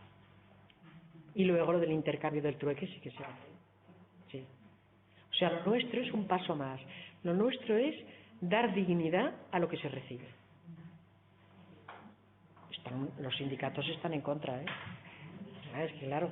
Por aquí ha habido rumores, ahora la gente está muy callada, pero cuando lo has mencionado la primera vez ha habido un murmullo. Los sindicatos. La idea choca, no sé si nos gusta, pero ha habido un murmullo. Bueno, ya habrá mucho debate de esto, Y de aquí a que se haga, si empieza ahora, pueden pasar 10 años, 8. Pero si no empezamos a decirlo ahora en voz alta, nunca se hará. O sea, nosotros esto lo hemos llevado al Parlamento, La presidenta nuestra del Consejo ha ido al Parlamento a defenderlo, Teresa Crespo, que había sido directora de la Escuela de Trabajo Social en Cataluña. En Cataluña. Y todo lo que tiene allá publicados. Sí. Pues ella fue a defenderlo al Parlamento. Entonces, cuando un Parlamento tiene delante esta posibilidad, aunque de momento diga no se puede hacer, no es sostenible, ahí está. El primer paso es ahí está. El segundo paso es que foros civiles y tal digan y aquello que dijeron tal, y a partir de aquí la rueda va creciendo. Y quizás ahora estamos en un momento de mucha crisis, pero por ejemplo un estudio que se debería hacer es aquellos que reciben 3 subsidios diferentes, si se juntara todo en uno y tal, ¿cuánto sería? Y a lo mejor vemos que no es tanto, porque nosotros tampoco decimos que esto es para siempre, decimos que tiene que haber una evaluación anual de si tienen que seguir o no. Por ejemplo, si tú les has ofrecido 3 trabajos y no quieren ninguno, ¿vale? O sea, esto no puede ser la sopa boba que decíamos antes, Tema candente ahora en Extremadura. Pero esto de las rentas básicas de inserción. Pero porque estamos más en el proceso de. Porque la renta mínima. De cuello de botella en los procesos administrativos. Todavía no hemos tenido recorrido como para saber qué hacemos con los programas de inserción que son poco viables. Y luego yo recuerdo que aquí en Extremadura, en Cáceres creo que era, sí que había una experiencia, yo no sé si la recordáis, de lo que era el Banco del Tiempo, que era un poco en la línea de. Este sí, ¿verdad? Cívico del que era un poco así, ¿no? Gente que llevaba mucho tiempo en desempleo, pues en lugar de su inserción laboral era, pues eso, conjugar la experiencia que cada cual tiene para ofertar servicios a cambio de servicios. Aquí no ha tenido mucho éxito. No sé qué pasará de aquí en adelante. Han tenido un gran debate político. Con el. No ha propuesto trabajo sociales a cambio y no se aceptó. Y no se acepta. Claro. El otro debate que también yo digo y que costará hacerlo es el tema de la compra abierta. O sea, si tú tienes un equipo ¿Eh? ¿Eso qué es? No, esto, si tú tienes un equipo, pero quieres poner psicólogo, pero no quieres contratar, pero hay freelance que están por su cuenta, porque no puedes tener también esta mezcla de decir, utilizamos este psicólogo para esto. Y entonces haces que la gente empiece a trabajar él por sí mismo. O sea, empiezan a hacer el movimiento del trabajo. Porque el problema es el dar trabajo, o sea, el paro. El problema que tenemos ahora mayor es el paro. ¿Cómo hacemos para que la gente pueda trabajar, que quiere trabajar? ¿Cómo hacemos para que los jóvenes puedan trabajar? Y para esto hay que pensar, hacerse las preguntas. ¿Por qué no trabajan? ¿Cómo es el trabajo que damos, que ellos no se pueden apuntar? ¿Qué hacen las administraciones, que hacen, que no tal?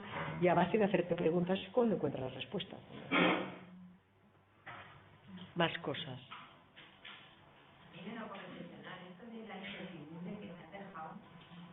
Es verdad que lo de voy a leer ese de los primeros pensamientos sobre la incertidumbre, porque además cuando estábamos en... ¿Tú lo has leído a Bachenberg? ¿Lo has leído?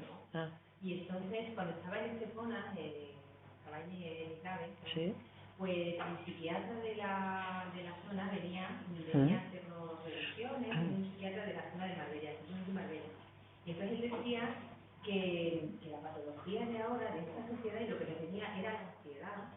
Y la ansiedad era por la necesidad de control, es lo que tú has contado de la anticipación, por la incertidumbre y la anticipación, ¿no? Es que la incertidumbre viene de que no controlamos. Claro, y como no controlamos, intentamos controlar y tenemos que anticiparnos al problema de alguna manera, pues esto nos genera la ansiedad, que es la patología de esta sociedad. Sí, sí. Me deja un poco así, porque digo, no sé si leérmelo de la incertidumbre o no leérmelo, o cómo enfocarlo, ¿no? Porque es verdad que controlarlo todo es imposible, pero que te vivimos con incertidumbre absolutamente de todo.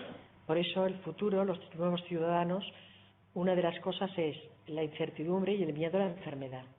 Si tú me preguntas a mí cuáles serán mis incertidumbres del futuro en una persona mayor, mis incertidumbres es si yo siempre estaré bien como estoy, si me pondré enferma los últimos 3 meses de vida, o sea, un tema de salud, ¿eh? Y un tema de si cobraremos o no las pensiones, que también los mayores tienen miedo. O sea, estas son sus incertidumbres, ¿eh? Pero si tú le preguntas a un joven su incertidumbre, ¿cuál es? ¿Quién tiene? Tú tenías hijos jóvenes. ¿Cuáles son sus incertidumbres? ¿Podré trabajar? ¿Podré casarme? ¿Tendré vivienda? ¿Podré comprar algo o alquilar una casa? ¿Podré viajar si me gusta? Esto es la incertidumbre. ¿Y cuáles son las incertidumbres de la persona de 45 años? ¿Tendré trabajo hasta el final? ¿Podré dar carrera a mis hijos? Vale. O sea, el ciudadano de hoy vive entre la incertidumbre y el miedo a la enfermedad. Y esto genera una ansiedad y una patología que más se ve de salud mental. Eso es lo que decía él, que ahora con esto, pero es verdad, que es una sociedad de ansiedad, porque no sé, a lo mejor ha habido otros momentos en los que no han estado claras las cosas, pero la gente no ha estado tan preocupada por eso, porque tiene que preocuparse directamente por el hoy, ¿no? Porque costaba sobrevivir a lo mejor en generaciones anteriores, ahora el hoy. No, es que las cosas no cambiaban tan deprisa. No cambiaban tan deprisa, claro. Entonces, el problema de ahora es que todo cambia entre este mes y el siguiente. La rapidez de cambio. Yo pregunto, el tema de incertidumbre es como algo que va a venir así de golpe y nuevo, y cómo un trabajador social, una trabajadora social puede ayudar a una persona en la incertidumbre. ¿Cómo?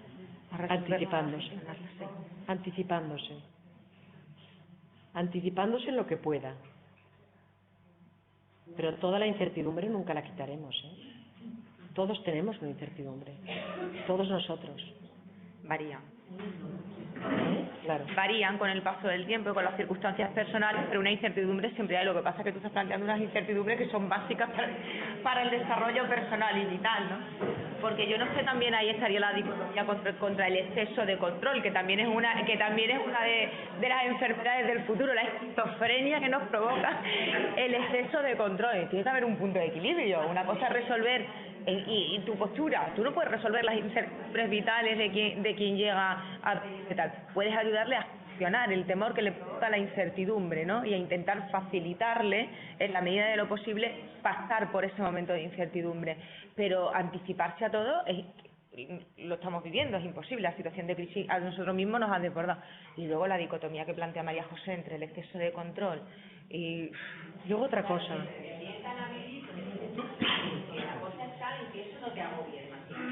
Ay, gestionar el estrés, ¿no? Pero esto será la siguiente generación. Los hijos que han nacido con la incertidumbre gestionarán mejor la incertidumbre. No nos toca, María José.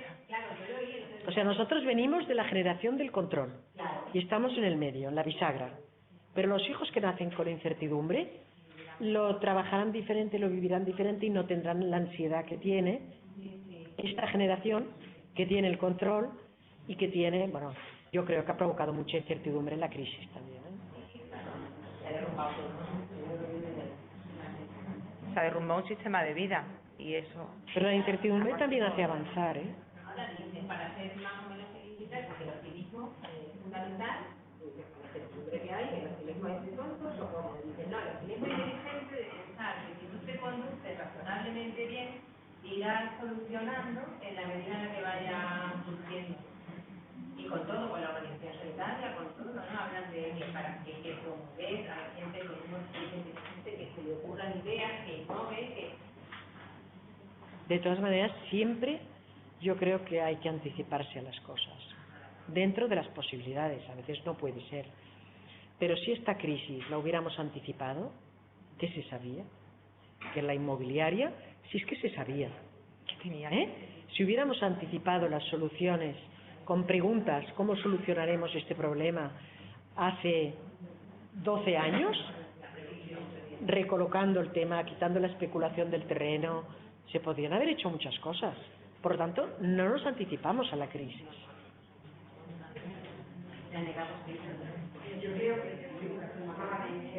María, a ver. Es que no hemos visto la historia pasar, pero sí sé, antes de que sucediera la crisis, se hablaba de la burbuja, se hablaba de las consecuencias. Pero no se anticipó la solución. Vale.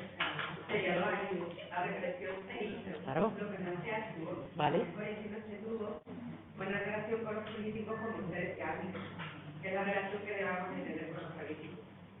Sí. Pero fíjate que yo al principio te dije, o sea que la acción es la corrección de la incertidumbre.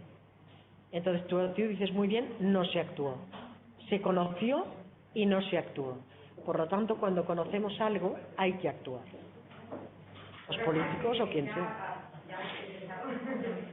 Otra cosa que me gustaría señalar, algo de lo que usted ha hablado, que me ha gustado mucho, y es que estaba diciendo que se debería de dar un empoderamiento un poquito más también y se debería de confiar un poquito más en el tema de lo social a la empresa privada.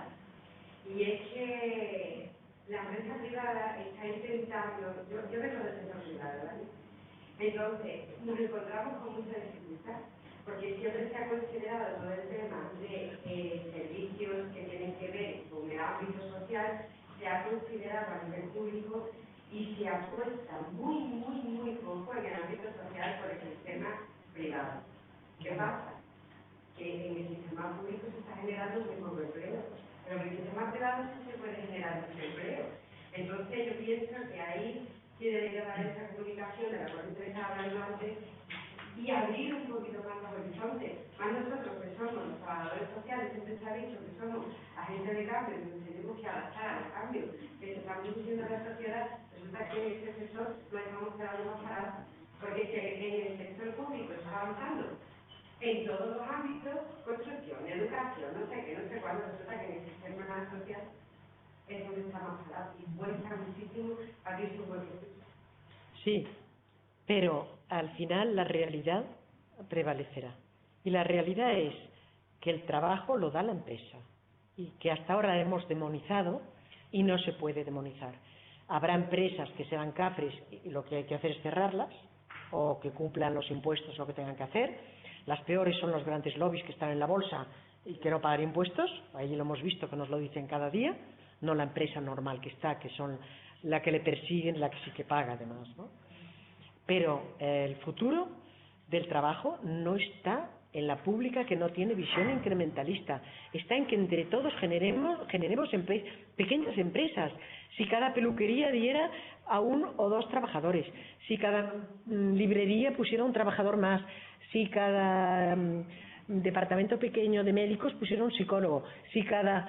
Esto es lo que generaría la empresa. Pero es una cosa, que a lo mejor en otros sectores, cuando tú estudias otra disciplina, desde la universidad ya te están diciendo, tienes la posibilidad de trabajar en el sector público, pero el sector privado también. Y por ejemplo, bueno, yo voy a estudiar si me permite. Sí, claro que permito. Una persona que estudia arquitectura, una persona que estudia abogacía, desde la universidad, ella se le está diciendo, sí, puedes prepararte unas oposiciones, puedes acceder al sistema privado, pero te puedes montar al sistema público, pero te puedes montar por lo privado. Un abogado, por ejemplo, tiene más vistas de privacidad, de montarse su despachito o un arquitecto, pero un trabajador social, ¿no? Claro. Yo cuando yo lo estudié no se contemplaba el trabajo social desde el ámbito privado, solamente desde el público. Y yo pienso que ahí estamos cometiendo un fallo. Claro, claro, pero esto en la sanidad también pasa, ¿eh? ¿O no pasa en la sanidad? Yo estoy estudiando todavía, que no he terminado la carrera, ahora sí se contempla, por lo menos hay una membradero, que es de donde yo estoy estudiando. Ahí no lo dice. Teniendo público, teniendo privado, y os podéis montar vuestras empresas y vuestras cosas.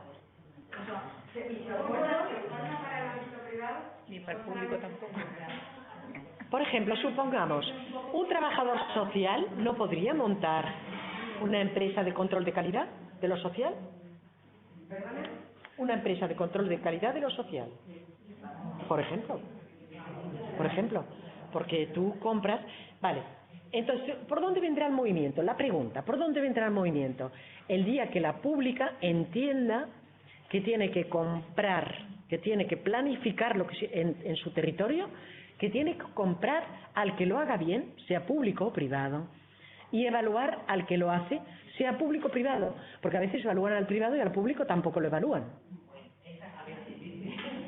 ¿Estás de acuerdo? Vale. Pero pero en Cataluña nosotros tenemos los centros de primaria con gestión privada ya. O sea, los centros de primaria con gestión privada me parece que hay 25 ya.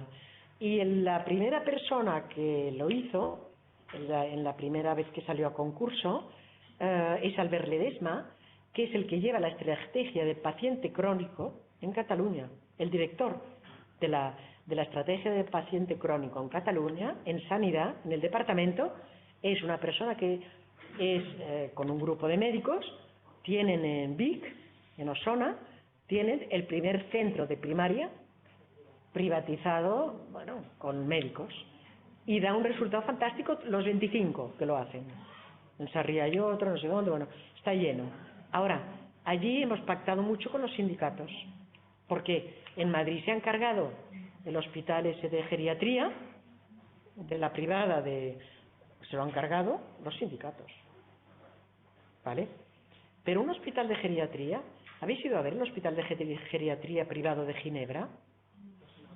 No. Pero vamos, ya me voy yo el fin de semana que viene, vamos todas juntas, vamos. Yo lo recomiendo, yo lo recomiendo ir a conocerlo, porque chapó, vale, pero está comprado por la pública. Por lo tanto, si hubieran permitido que el hospital de Cesa fuera un hospital de gestión privada comprado por la pública para hacer investigación en geriatría y para promover la geriatría y todo lo que es el tratamiento de mayores, ¿por qué no se podía hacer? Pero si es que en Extremadura la implantación de la geriatría es absolutamente adelante. Pero es que en Madrid también, porque lo único que quieren es poner un geriatra aquí, un geriatra allá. Pero ¿tú sabes la potencialidad que tiene un hospital de geriatría para cambiar las cosas? Un hospital entero haciendo investigación.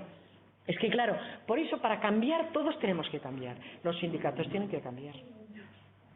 Los sindicatos son los primeros que tienen que cambiar, ¿o no? ¿Estáis de acuerdo? Habría que cambiar lo primero que yo creo que cambiar es el calidad. Y tener, yo no quiero dar aquí a los municipios, pero quiero decir que la mentalidad, cuando la persona tiene conciencia y sentido de la responsabilidad, y si le quiere implicarse en su trabajo, pues pueden servir todos los modelos. Todos los modelos. Todos los modelos. La cuestión es, yo creo que concienciar a los profesionales de que tienen que desarrollar su trabajo, su responsabilidad y su implicación. Claro. Entonces, cuando hay profesionales así, pues yo creo que el camino está pues enfocado adecuadamente. Si tú tienes una buena asociación de Alzheimer y hay un centro de día y lo puede llevar ella, ¿por qué lo tienes que hacer?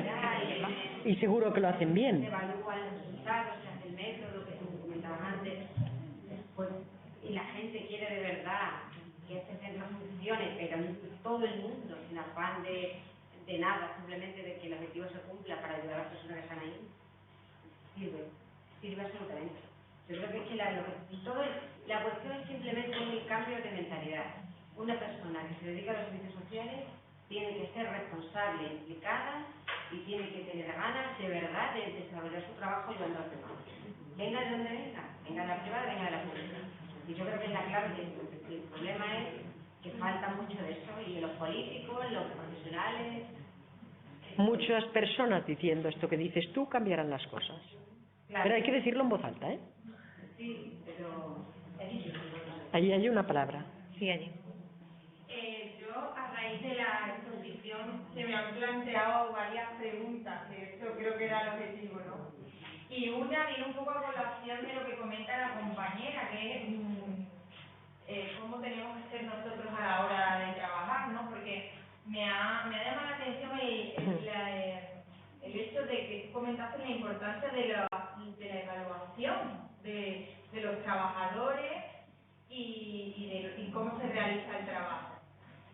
Yo me planteo los trabajos que realizamos las organizaciones dependientes de subvenciones, en las que las subvenciones dependen, al fin y al cabo, de los números, ¿vale? Se nos invita a hacer un trabajo de calidad o un trabajo de cantidad. Es decir, si al final lo que se nos pide son que tenemos que alcanzar unos objetivos numéricos, no se está propiciando que hagamos un trabajo de calidad. O sea, si no está en la persona propia la que quiere hacer un trabajo de calidad, al final lo que se está midiendo ahí es la cantidad. La eficiencia. Otra de las dos cosas, para ya saber y ya terminar con mis dudas, era, me gustaría saber qué pensamientos tienes tú y los demás asistentes sobre la otra cosa que has comentado, que es la integración de recursos. O sea, la multiplicidad de recursos que hay ahora para un mismo fin nos está aportando cosas buenas, porque yo lo que, por lo menos mi opinión es que me encuentro a un usuario totalmente desorientado porque no sabe cuál es el mejor recurso, no sabe por qué hay 4 cosas que se están centrando en lo mismo, e incluso se está creando una competencia entre organizaciones que están trabajando por un mismo fin. ¿Vale? Y lo último que me había sentido era lo de la gestión continuada. Nosotros nos encontramos que los programas tienen una fecha de inicio y una fecha de fin. Es decir, abogamos por esa gestión continuada, pero nos encontramos que no existe. Es decir, por ejemplo, nosotros, en nuestro caso, nosotros venimos de acogimiento familiar, derivamos, o sea, detectamos que hay un problema, derivamos al programa de familia, y el programa de familia llega un momento que tiene una fecha que finaliza y finaliza. Y si no ha acabado de trabajar con esa familia, ahí se queda la familia, en el limbo. Pues no hay continuidad. No hay continuidad. No, porque hasta ahora nadie se planteaba la continuidad. Vale, La continuidad ha empezado a plantearse con el enfermo crónico, porque el enfermo crónico entra en un hospital y los hospitales veían que no los podían sacar si no tenían un recurso. Entonces la atención continua empezó a valorarse de aquella manera. ¿Qué pasa? Que ahora ya se ha avanzado y se habla no de cuando entra en el hospital, sino cuando este paciente se diagnostica como crónico. Entonces, por ejemplo, en Cataluña, no sé en otros sitios, pero el paciente crónico tiene una tarjeta especial y tal, para tener todos los recursos a mano y lo antes posible, para ver si evitamos que entre en el hospital, que es más caro. Vale. Y que a la salida del hospital tenga un recurso de salida. O sea, la continuidad, yo del Continuum Care hablo desde hace 1000 años, ¿eh? Pero ha costado mucho introducirlo. El otro día, cuando Martin McKee vino aquí a hablar, presentó sobre la larga estancia lo que se hace en la Unión Europea.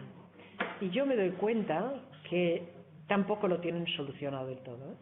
O sea, ves comunidades o países muy avanzados y que esta integración social y sanitaria no la tienen todavía, ¿eh? O sea, que van haciendo pruebas, pero porque es diferente, el desfase permanece, el desfase es entre lo social y lo sanitario de toda la vida. O sea que esto tampoco está bien encajado, ¿no? Yo creo que necesitamos más tiempo, ¿no? Y necesitamos más saber de los profesionales, más empowerment en la base, que tengan la posibilidad de diagnosticar y decidir qué hacen con la persona, en vez de que se vaya a la plaza de la lista de espera. O sea, necesitamos más de todo esto, pero que se tiene que ir consiguiendo, porque vosotros el día que digáis que no es justo dejar a aquella familia por un programa así, porque la estabais llegando ya al final y que le quedan 4 meses, si todos os ponéis de acuerdo, ¿qué pasaría? No lo habéis probado. Si la comunidad autónoma no financia el programa. Bueno, pero hay que insistirlo. A lo mejor decir, así no puede ser, porque oye, mira esto, y si saliera en la prensa, ¿qué pasaría? Por ejemplo.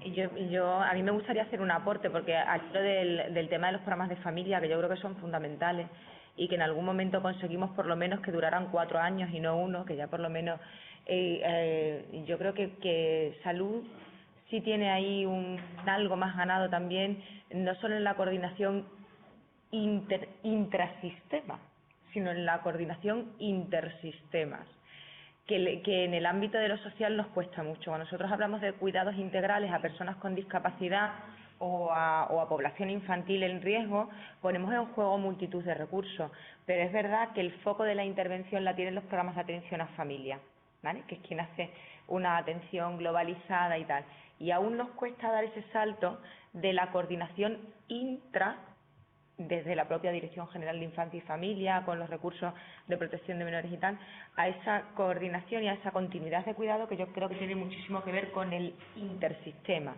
la educación del menor, su estado de salud, la intervención familiar, etcétera, etcétera. Y a mí eso es algo que sí me preocupa, porque es un modelo que a mí me resulta precioso y que además creo que es la forma de intervenir a largo plazo, ¿no? De conseguir resultados estables y duraderos a largo plazo. La intervención integral tiene que ser intersistema, si no, no tiene ningún. Oye, y el caso que yo he puesto de la señora de 92 años, eran servicios sociales de la primaria del ayuntamiento y servicios especializados de la administración pública, ¿vale? Si ellos no se pueden coordinar, ¿cómo podemos pedirle a Sanidad y a Vivienda que se coordinen con ellos? Es que los servicios sociales también tenemos que mirar hacia adentro y ver cómo podemos organizar mejor las cosas para tener más fuerza. Allí había una palabra allí al lado primero. Me gusta mucho la parte de la intervención en la que hablas de la importancia de sistematizar el estudio. Yo vengo de trabajar en proyectos europeos financiados con fondos europeos, de poder soñar y realizar. Al fin y al cabo lo económico me lo va a permitir, lo económico de los proyectos. Qué bien. He estado más de 10 años trabajando en esta área. Entonces es verdad que me ilusiona, me encanta escucharte, y yo creo que lo social es verdad que adolecemos mucho de no sistematizar tanto como en otras áreas, ¿no? Yo soy educadora social. Siempre trabaja con compañeros de trabajo social, ¿no? Y la realidad es que quizás en Extremadura, o por lo menos lo que yo percibo, no sé cómo lo veis el resto, sí que se ha estudiado, sí que sabemos, todo lo que tú nos dices de empoderamiento, lo sabemos que eso es importante, que es algo que llevamos muchos años. Pero no escribimos. Pero yo me encuentro ahora en este momento yo no sé si es la situación de crisis, no sé si es que los profesionales, también por las condiciones en las que muchos profesionales en la región, en el ámbito social están trabajando. No lo público, porque cada vez con menos plata, pero es verdad que la parte privada sí que, o al menos yo percibo que se está desvirtualizando de determinadas formas. Sueldos muy precarios, exigencias muy altas, números, como decía la compañera. Entonces, ¿hasta qué punto ahí nosotros nos movemos entre la excelencia y la profesionalidad que todos queremos y la realidad que ahora en este momento de crisis ya le damos permiso? No sé cómo vamos a afrontar esto. A ver, yo te voy a poner un ejemplo paralelo. A ver, los números tienen que salir en cualquier sitio. Si no salen, las cosas se acaban, ¿no? O sea, que eso sí. Pero también depende de la forma de organizarlas. Suponte que tú estás en una familia. Trabajan el padre y la madre, viven bien los dos, los hijos van al colegio, a un colegio concertado, no sé si aquí tenéis colegios concertados o no, por ejemplo. Vale. Entonces esta familia, en un momento determinado, la fábrica donde trabajaba el padre, pues cierra y está buscando trabajo. Pero tienen el sueldo de la madre y el paro del padre. Esa familia no está en la miseria. Si reduce lo que es más superfluo, etcétera, ¿podrá tener calidad o no? Sí. Porque hay cosas que están por encima de la parte económica, además. Hay cosas que dependerán de la parte económica. A lo mejor, pues, no compran la comida fuera nunca y cocinarán más en casa. A lo mejor, en vez de ir a comprar no sé qué, comprarán no sé cuántos.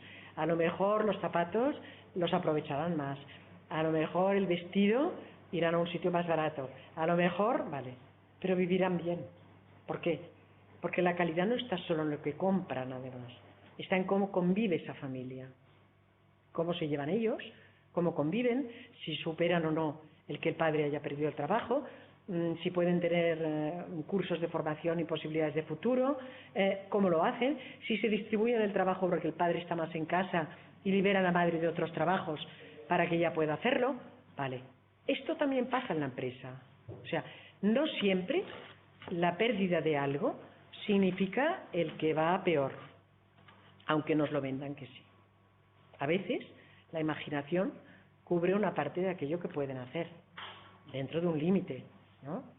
Pero yo creo que la combinación de cosas y decir en este momento tenemos que sujetar esto y cuando podamos volver a hacerlo, ya volveremos a extenderlo.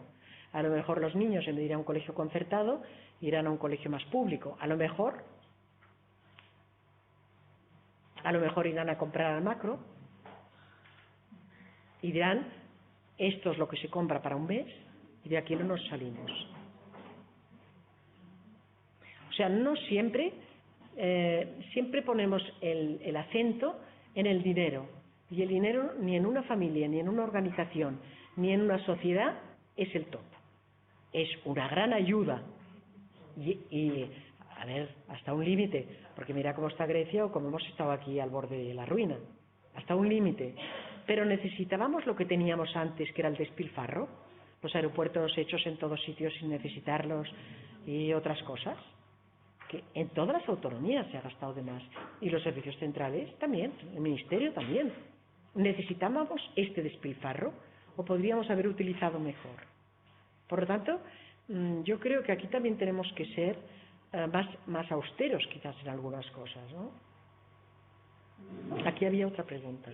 La última palabra, por favor, que no cierro la universidad. No lo digo por ti, lo digo porque el resto sepa que se nos cumple el tiempo y que no tenemos posibilidades de aportar más. Bueno, soy María José, vengo del Servicio Social de Base y, bueno, enhorabuena por su ponencia, por supuesto.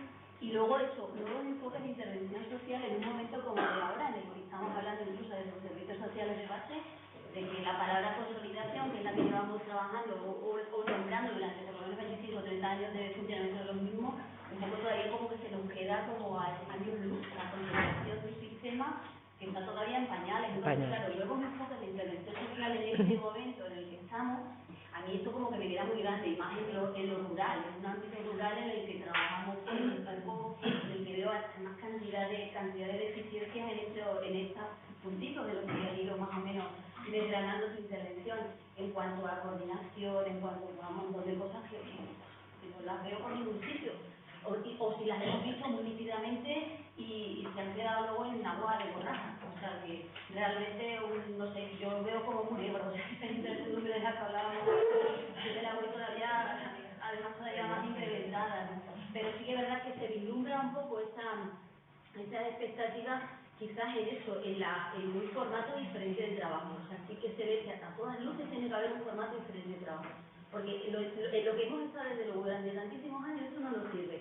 No nos sirve, entonces sí que es verdad que, hombre, me voy un poquito con esa expectativa de que a lo mejor, y yo que me estoy planteando desde el ámbito en el que estoy, y las compañeras no saben la incertidumbre con la que yo estoy este año, con la de la ley de sostenibilidad y racionalización de las administraciones públicas, que lo mismo en 2015, esto yo que sé, después saber el formato de año que va a tener, pues claro, pues me voy con la idea de que a lo mejor en otros ámbitos se pueden hacer cosas y todo está por verse y por probarse. Pero, bueno, a ver cómo y de manera. A ver. Que yo me siento como muy sola en todo el fin de la maravilla. Claro, yo no conozco tu sistema, y esto, pero a lo mejor tienes alguna asociación cerca que te pueda ayudar, alguna persona que pueda ayudar en otras cosas. Y luego hay una cosa, a ver, cuando tú haces algo, Ideas tengo muchas. pues ponlas en marcha. Todos los días me sale una idea de algo, de Pues ponlas en marcha. Pero luego me voy y estoy sola. No, espera, déjame. Bueno, haciendo lo mismo a mi alcalde que está en Sí. Porque, o sea, tu obligación es, con tu conocimiento de la base, con el conocimiento que tú vienes de la base, dirías, yo haría esto y empezar a hacerlo. La formalización es lo otro que te tienen que dar de arriba. Mira, cuando yo estaba en la base, ¿no? en aquel centro, me di cuenta que me sacaban la gente de los hospitales los viernes en muy malas condiciones, a las 5 de la tarde los sacaban del hospital, me los dejaban en casa y el final de semana no tenían ni comida. Vale. Entonces me fui a ver a los de los hospitales, me fui a ver a la atención primaria de 2 horas. Me puse de acuerdo con una de las enfermeras, la enfermera que dirigía el centro de primaria, y le dije, oye, aquí tenemos que hacer algo para el barrio, porque así no podemos seguir, ¿no? Entonces ella, con una médico muy voluntariosa, las enfermeras de prácticas y todo el que quiso colaborar, y nosotros desde Servicios Sociales nos pusimos de acuerdo. Nos fuimos a ver al hospital para que nos llamaran cuando iban a sacar a una persona, a ser posible el jueves, para que le pudiéramos montar lo que hiciera falta. Vale. Oye, la primera vez y la segunda no me lo llamaron, ¿eh? Me fui allí, monté un Cristo en el hospital que no os lo podéis imaginar. Yo creo que por miedo me lo debían llamar. Vale. Pero luego se acostumbraron porque vieron que les iba bien, porque enviábamos la auxiliar de clínica para verla, la trabajadora familiar, para verla antes de venir, y esto les iba bien, porque siempre tenemos que buscar el beneficio del otro. Si no hay beneficio no te ayudan. Vale. Entonces, bueno, poco a poco lo fueron haciendo, nos funcionó muy bien. Ahora, no estaba formalizado. El día que tú te vas, se pierde. O sea, eso lo puedes hacer, pero el día que tú te vayas, por lo tanto, el primer paso es hacer lo que tú creas. El segundo es la formalización de la administración. Es difícil, pero todo se puede hacer. Y fracasarás en algunas cosas y vencerás en otras. Y de lo que se trata es de vencer de cada 10 a ser posible en 6 y fracasar en 4. Del fracaso se aprende mucho, ¿eh? Yo entiendo a la compañera. Porque la situación de los servicios sociales básicos en Extremadura es muy dura. Está ahora mismo los trabajadores sociales de los SIVO, para que tú te dan, que no es una cuestión de creatividad, y quien tiene suerte y tiene un ayuntamiento que se puede permitir fomentar más programas porque económicamente es más potente, o tiene un alcalde que es implicado, es comprensivo y lo de la acción social lo lleva en vena, tiene alguna posibilidad. Pero cuando esas cosas no juegan a tu favor y estás en un entorno rural y encima el servicio social de base en el territorio está dependiendo de un plan de subvenciones, pues lo tenemos complicado. Tenemos complicada la estructura, no la implicación de los profesionales. O sea, el factor fuerte de nuestros servicios sociales son los profesionales, es la implicación que ellos tienen y es cómo trabajan en el territorio, cómo hacen red. Trabajar en un medio que sabe las potencialidades que tiene, por eso, por la cercanía, por la proximidad, sabe las potencialidades que tiene la cantidad de cosas, pero luego la falta de además desbordados por la demanda. Tenemos unas ratios de 1 por 8.000 habitantes, un trabajador social de base por cada 8.000 habitantes. Claro, Entonces, claro, sitios que se da suficiente y otros sitios que no. no, insuficiente absolutamente. Luego la consolidación con el servicio especializado, ahora mismo la incorporación de la empresa privada en el ámbito rural para los servicios que antes eran públicos y se los han pasado a privado a través de la agricultura, por ejemplo, o los servicios de la asistencia, por ejemplo, han pasado a ser privados, que me parece estupendo porque los públicos no lo prestan, pero claro, tocamos luego con la mentalidad de la gente de que ahora la gente Con la coordinación ahí. no tiene a lo mejor no tiene necesidad y apaña hasta el último momento para no consumir sus recursos propios en servicios que perfectamente podrían darle una calidad de vida estupenda y sin embargo la gente no termina de ver eso. Y entonces te encuentras que son personas mayores que tienen una mentalidad ya del año de la polva, claro, y te lo encuentras pues malviviendo sin necesidad de tener que malvivir porque perfectamente tienen unos recursos que los podrían utilizar. Sin embargo, estamos en esa necesidad, ¿no? Eso lo cambiarás. Conociéndote, eso lo cambiarás. Eso se ve. Eso se ve. O sea, a lo mejor has cambiado, que esto es otra cosa. Siempre hablamos de lo que podríamos hacer y no hacemos y tal. Pero has mirado hacia atrás todo lo que has cambiado y lo que has hecho. Vale. Y cuando miras para atrás, ¿vale? Y cuando miras para atrás, ¿qué piensas? Oye, pues hemos hecho muchas cosas.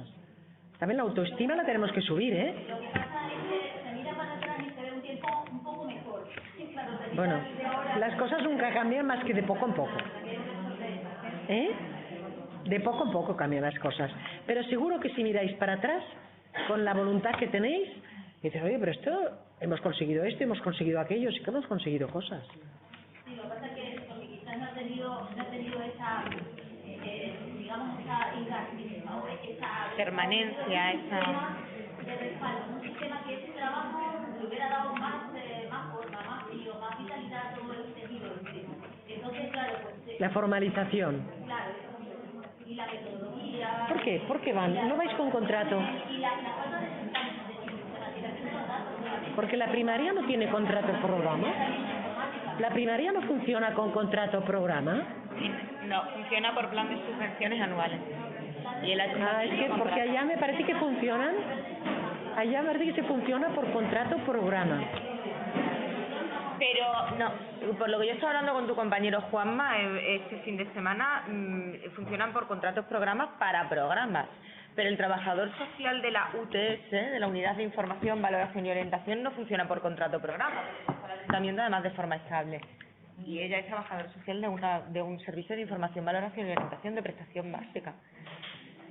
En Cataluña sí que funcionan por contratos programa en otros programas. Es decir, programa de familia funciona aquí por contrato programa, programas de inclusión funciona también por contrato programa, pero tampoco anuales. Es decir, que inclusive el trabajo también es eventual.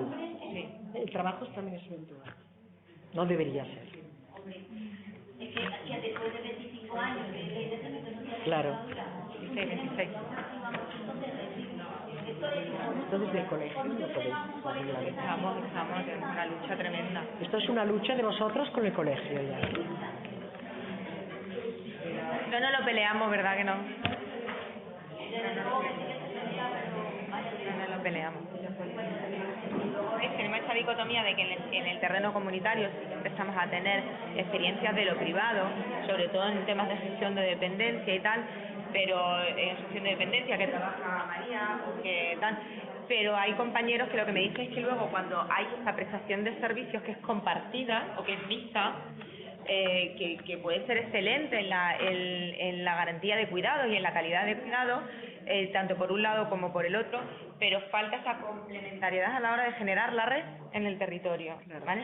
Parece que nos cuesta muchísimo menos trabajo coordinar lo público con lo público que generar procesos de compartir información, de coordinar actuaciones, de hacer diseños conjuntos y de tal, con la no sé, o por falta de experiencia, ¿no? Porque para nosotros también en Extremadura es algo. Mira que María la pobre lleva tiempo, pero yo recuerdo cuando te invitamos a las primeras jornadas de yacimientos de empleo en trabajo social, y ya ellos tuvieron un premio por su empresa privada.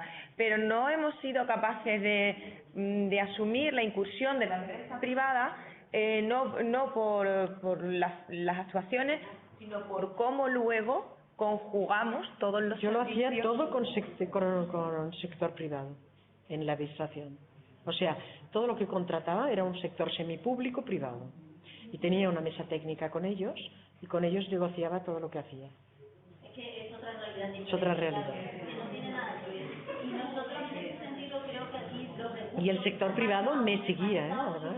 Súper infravalorado, infrautilizado. Es que, y siempre el servicio social de base, o sea, nosotros lo llamamos así, servicio social de base siempre ha estado un poco a la cola de todo, o sea, siempre iba a la cola de todo. Entonces, claro, al final dice, bueno, con un servicio en la zona, al final llega esto, llega lo otro, y tú te vas viendo que la demanda les desborda. Que te van relegando, que estás ahí, que sí, que muy bien, luego a nosotros todos, siempre los servicios sociales de base salen a relucir para todos, somos buenísimos, somos lo mejor, la panacea, lo más estupendísimo, porque es verdad que sí, que hay una referencia del profesional en la zona que no habría de otra manera, pero ahí estamos. Y el primer escalón. Estamos muy buenos, pero no nos quiere nadie. El primer escalón de los servicios.